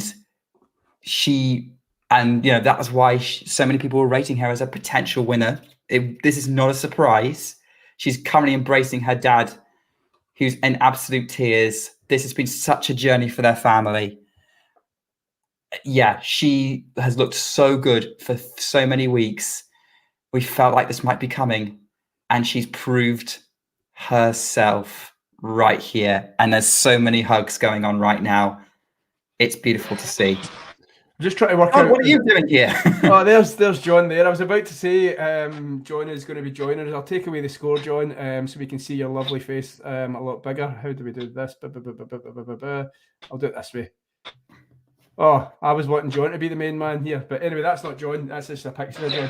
How are you doing, John? I'm Sabbath. I hope I'm not. Maybe I can see if I can connect to the Wi-Fi. Well, he's trying to get. He's struggling. He's out. He's in the pub. Can you hear me? Okay. Yeah, we can. Yeah. And maybe there's Wi-Fi. How have you managed to follow the match, John? I thought you were out. It's a case of defense over attack. I'm watching it. I mean, I shouldn't show it, mate. I'm doing something. I'm on the beer in a bar in Lisbon, but wow, just wow. Listen, I didn't go into the match with any vested interest for either player. I thought whatever of the 4 semi-finalists ended up winning the tournament was going to be a great story. I'm with a friend of mine from the UK, Harry, by the way. Hi, Harry. I think we're struggling to keep John on the Wi-Fi. I think that bar in Lisbon, he needs to go and get the Wi-Fi password. Fantastic final. Loved it. That's Harry's expert commentary. We can't really hear you, John, and then he's dropped off. Anyway, guys, it's been good. Nick, do you want to kind of wrap up, and then I'll let you go and see the speeches? I want to stay and sort of enjoy the trophy ceremony, everyone. I mean, if you need to shoot off, Tom, I can keep everyone entertained. No, let's we came here together, we can leave together, so it's absolutely fine. I'm in no rush at all. Nerlan has asked a question about is Coco Gauff going to be the biggest star in the WTA? I think you asked a similar question earlier. I think she's got the potential for it. Let's see how many more Grand Slams she wins. But I think she has to be a headline name at every tournament. I mean, she already was for who she was, her story so far. I know who that is. Talking to Sabalenka. She's the WTA rep. I was talking to her at Birmingham this year. There's John back. Yeah, John's back, but yeah, absolutely. John, you managed to get the Wi-Fi password? I did. Oh, good. Exactly that, yeah. Sports Bar 1, if anyone wants to know. The name of the bar is the Wi-Fi. Oh, okay. So I don't want to disrupt you guys because I'm sure you're in full flow. But Nick, what were you just about to say? I was just answering a question around sort of Gauff. I think she's confirmed it. It looks like she's praying at the minute. But yeah, she's going to be a headline name at every single tournament that she enters now, confirmed. We were talking, John, about I was saying, in terms of the United States, and Naomi Osaka burst onto the scene when she won it. In terms of Coco Gauff, how big is her ceilings in terms of her celebrity and where she would be in like the face of the WTA? I mean, the celebrity knows no bounds. But I probably don't. I'm not really an expert in that area. But in tennis terms, I just think I think this could be an interesting. I think Aryna at certain times in that third set just got overwhelmed and upset and frustrated with the defense that Coco was. And I'm sure you guys have been talking about this over the last hour or two of the momentum change in the match, and you could just. It was just incredible how, everything. She was throwing the kitchen sink, as we'd say in the UK, at Coco, and Coco was just getting it back time and time again, and. I don't know. But back to your question, by the way, Tom, and I know I went off at a tangent there to one that I probably felt more comfortable answering. Yeah, she's going to be huge, but there's 4, 5, 6, 7 huge stars right now in the WTA Tour, and she's now amongst them. We did kind of get some clues about this potentially happening in the build-up to the tournament with her wins in Washington and in Cincinnati. But I must say, I still thought this might be one tournament too soon. But really, the turnaround from Wimbledon is insane, no, Nick? Yeah. I mean, first round Wimbledon defeat to Kenin to where we are now, it's just light years away.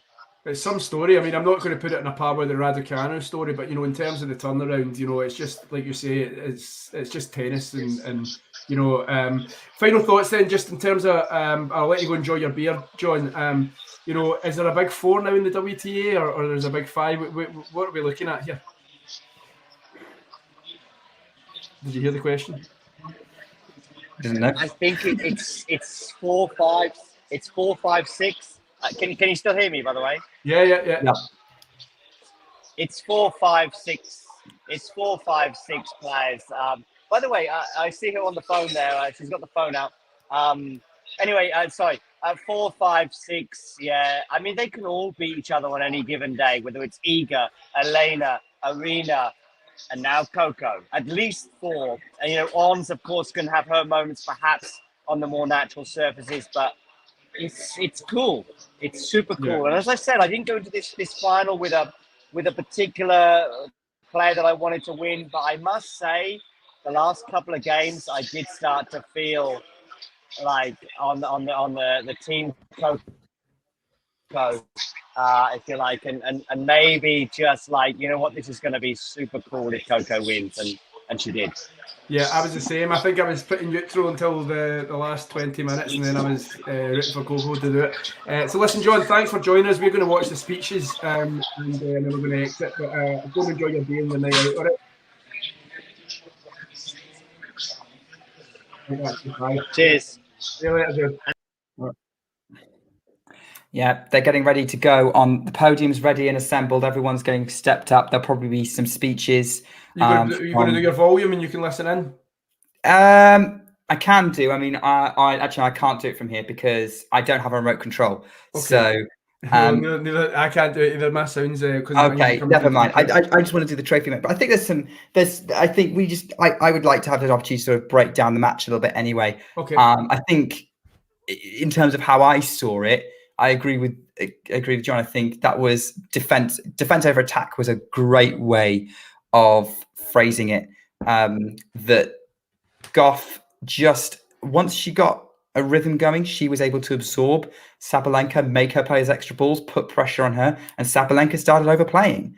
And Ghost has been going on a chat about the the unforced error count. I think the unforced error count is there, but I don't think it's because Sabalenka suddenly went off a cliff in terms of a level. I think Coco forced it, and then Coco grew in confidence. The forehand got bigger, and she was starting to win the big points. And I think that backhand passing shot was the turning point in the match.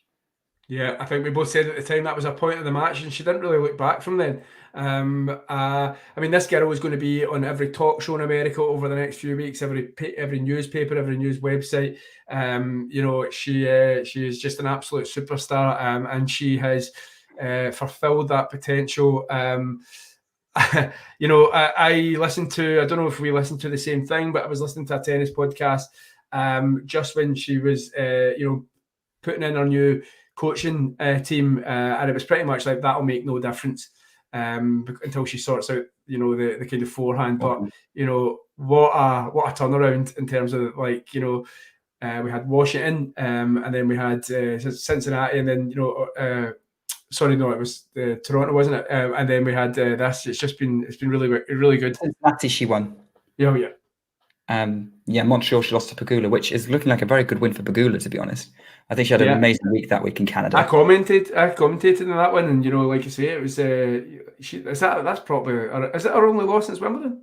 This hard court season, yeah. And wow. It was close. I mean, it was great result for Gauff, and turning this around. And we've talked about it. And the thing is that she's not changed the forehand that much. She's just found a way to make it work better, to become less of a vulnerability. Technique wise, she's not massively changed a lot. There's just a couple of tweaks. And I think there was some discussion around whether Brad Gilbert was going to use this as sort of a temporary move to then rebuild the forehand, and maybe they'll still do that. But for whatever it is, Coco's got some belief recently, and this is the best I've ever seen her play these last few weeks, and which is amazing given that she got to top 10 aged 15. Oh no, she wasn't 15 when she broke into top 10. She was 18 when she got top 10, 17, 18, and she's got this far and stayed in the top 10 despite not being at her best, despite not even reaching her full potential. And that's why she's going to be a big star. I don't think this is going to be her only Grand Slam. I don't want to jinx her by saying that. Yeah. But I mean, we've said this, we were saying this when Raducanu won it. We said it when Andreescu won it. Immediately came in my mind when you said that. Andreescu as well. Yeah, of course, yeah. But then you've got the Osaka example from 5 years ago. She's kicked on and become one of the biggest stars in tennis. If anything, I would say if you've won 3 slams, you're an all-time great. She's won 4. She's already up there on her day. So I think Gauff is going to be more like Osaka than Andreescu or Raducanu. She's also less injury prone as well. Yeah. Okay, I'm going to shoot off now because I'm going to maybe jump down so I can watch these speeches. But listen, Nick, I think we've done pretty well tonight. You managed to talk us through the points, and I did my best to keep us up to date with the stats. Ghost, John, Mary, Jane, Aryna, Jake, everyone who's still with us. It's been one of the kind of most successful nights, like Nick said, that I've been on. In terms of numbers on the stream. So thank you. Give us a follow on Twitter if you want to. And Nick, it's been a pleasure, and we'll do this again soon, all right? Yeah, it's been an absolute pleasure, Tom. I loved commentating with you. Peace out. Have a good night. You too, fella. All right, mate. Have a good night as well. Everyone else? Yes. So Tom is departing from us. Let's get something to my face on the stream. But hey, we've done pretty well. I don't know if anyone else has lined up. I think Anastasia is probably watching the speeches, but I think one of the biggest parts of a Grand Slam is watching someone lift the trophy. Sabalenka looks like she's crying during this runner-up speech. Massively enjoyed it, Aryna. Massively enjoyed it. Huge result for it.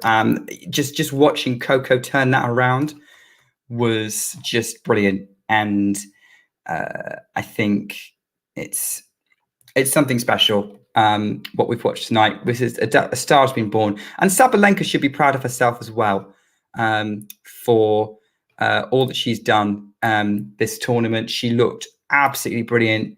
And in the end of the day, she came up against a player who had an answer to what she could throw at her.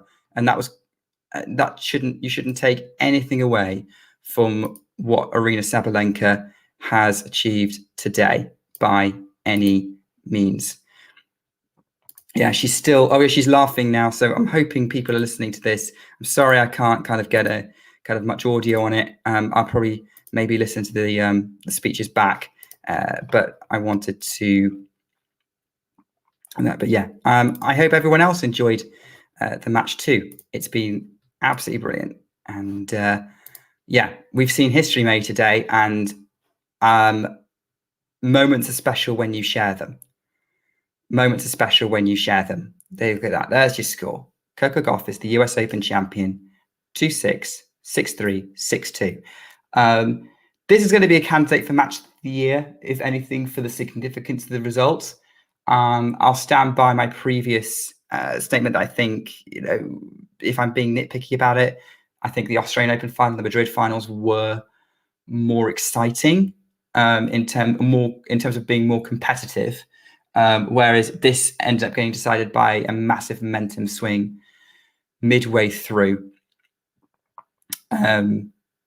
So yeah, great result. Sabalenka is going to be the world number 1 on Monday.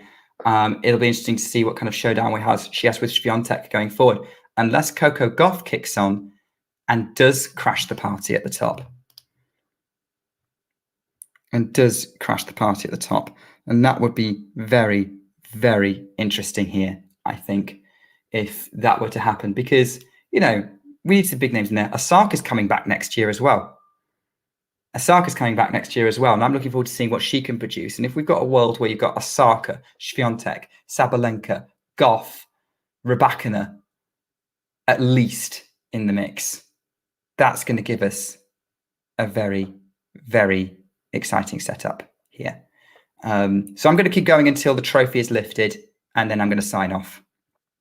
But I wanted to, but I think, we need to see this moment of Coco Gauff holding the US Open trophy. Emma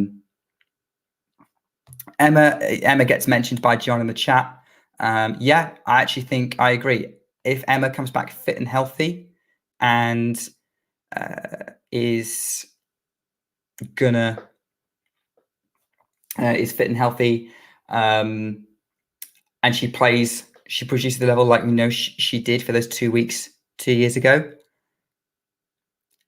then yeah, she's a contender. She is absolute contender. I think Tom was right to mention Jabeur as well. Never count her out, especially at Wimbledon. And we should definitely be very excited for continue to be excited for the WTA. Obviously, I'm going to do a bit of a plug.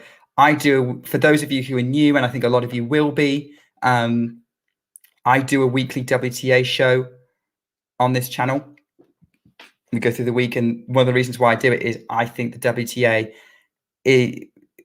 women's tennis is in a fantastic place, always brings great entertainment. We've got San Diego next week, and you've got some absolute barnstormers just in the first round of a much smaller tournament. Example, French Open semi-finalist Beatrice Haddad-Maia is taking on the finalist from 2 years ago at the US Open, Leylah Fernandez, in round 1. So there you go. That's just some examples there. Gauff is obviously referencing her parents in that moment there at the minute, and they're sort of shying away from the attention a little bit. But I think women's tennis has always got some drama, great quality play, super close rivalries, and when it hits top gear, it is unmissable.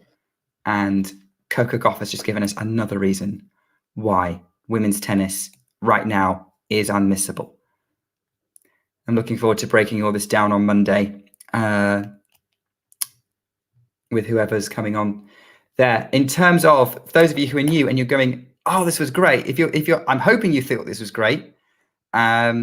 We have a men's final commentary tomorrow. We will be bringing you our commentary of Novak Djokovic against Daniel Medvedev, and it'll be with the channel founder John Silk, who you saw earlier, coming to you from Lisbon, and Jack Edward, who shared his predictions with us at sort of the beginning of the stream, midway through.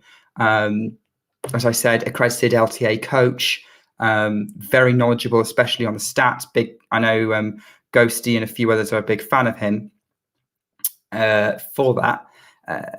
But that they will bring you some absolutely brilliant coverage of the US Open men's final tomorrow. So if you want to come back and watch that with us, please do. We'd love to have you. We'd love to keep talking tennis with you. Yeah, Gauff is still giving her speech at the minute. Crowd's absolutely loving what she's saying. What were your thoughts on that match? I think I've seen some. I think Ghost in the chat seems to be of the opinion that it was a Sabalenka capitulation. I didn't see that. I think she did try and get herself back in the match. There were numerous points in that third set where it looked like she was trying to stage a comeback. She didn't seem down. I don't think there was a lot she could do. She just hit her limit because she couldn't break down the Coco Gauff defense. It's very rare for me to say the tennis match was all about who lost it and not who won it. For me, Coco Gauff, after a slow start, came out there and won it. She didn't bring the level, she couldn't find a level in the first set. Sabalenka overwhelmed her a bit, but she figured it out.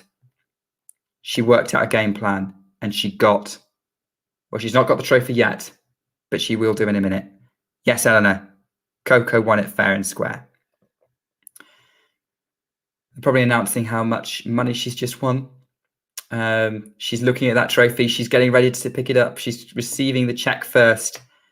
Hey, look, I'm sure she's happy with the money, but I think all she cares about is the trophy.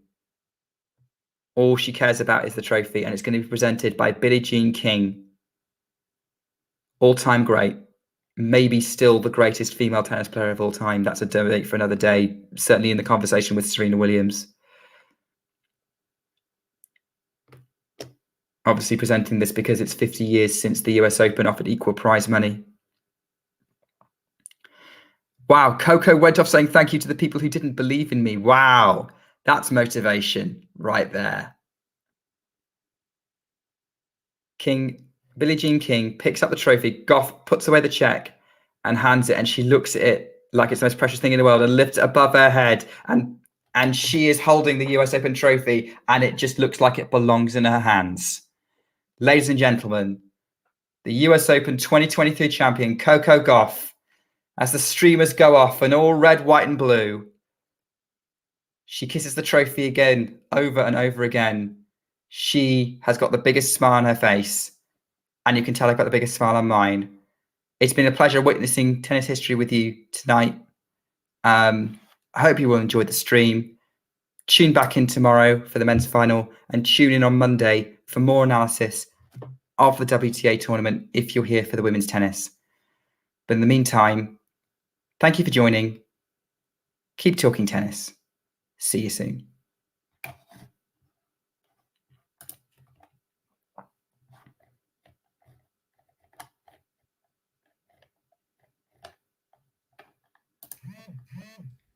If you enjoyed this video, make sure you hit that like button.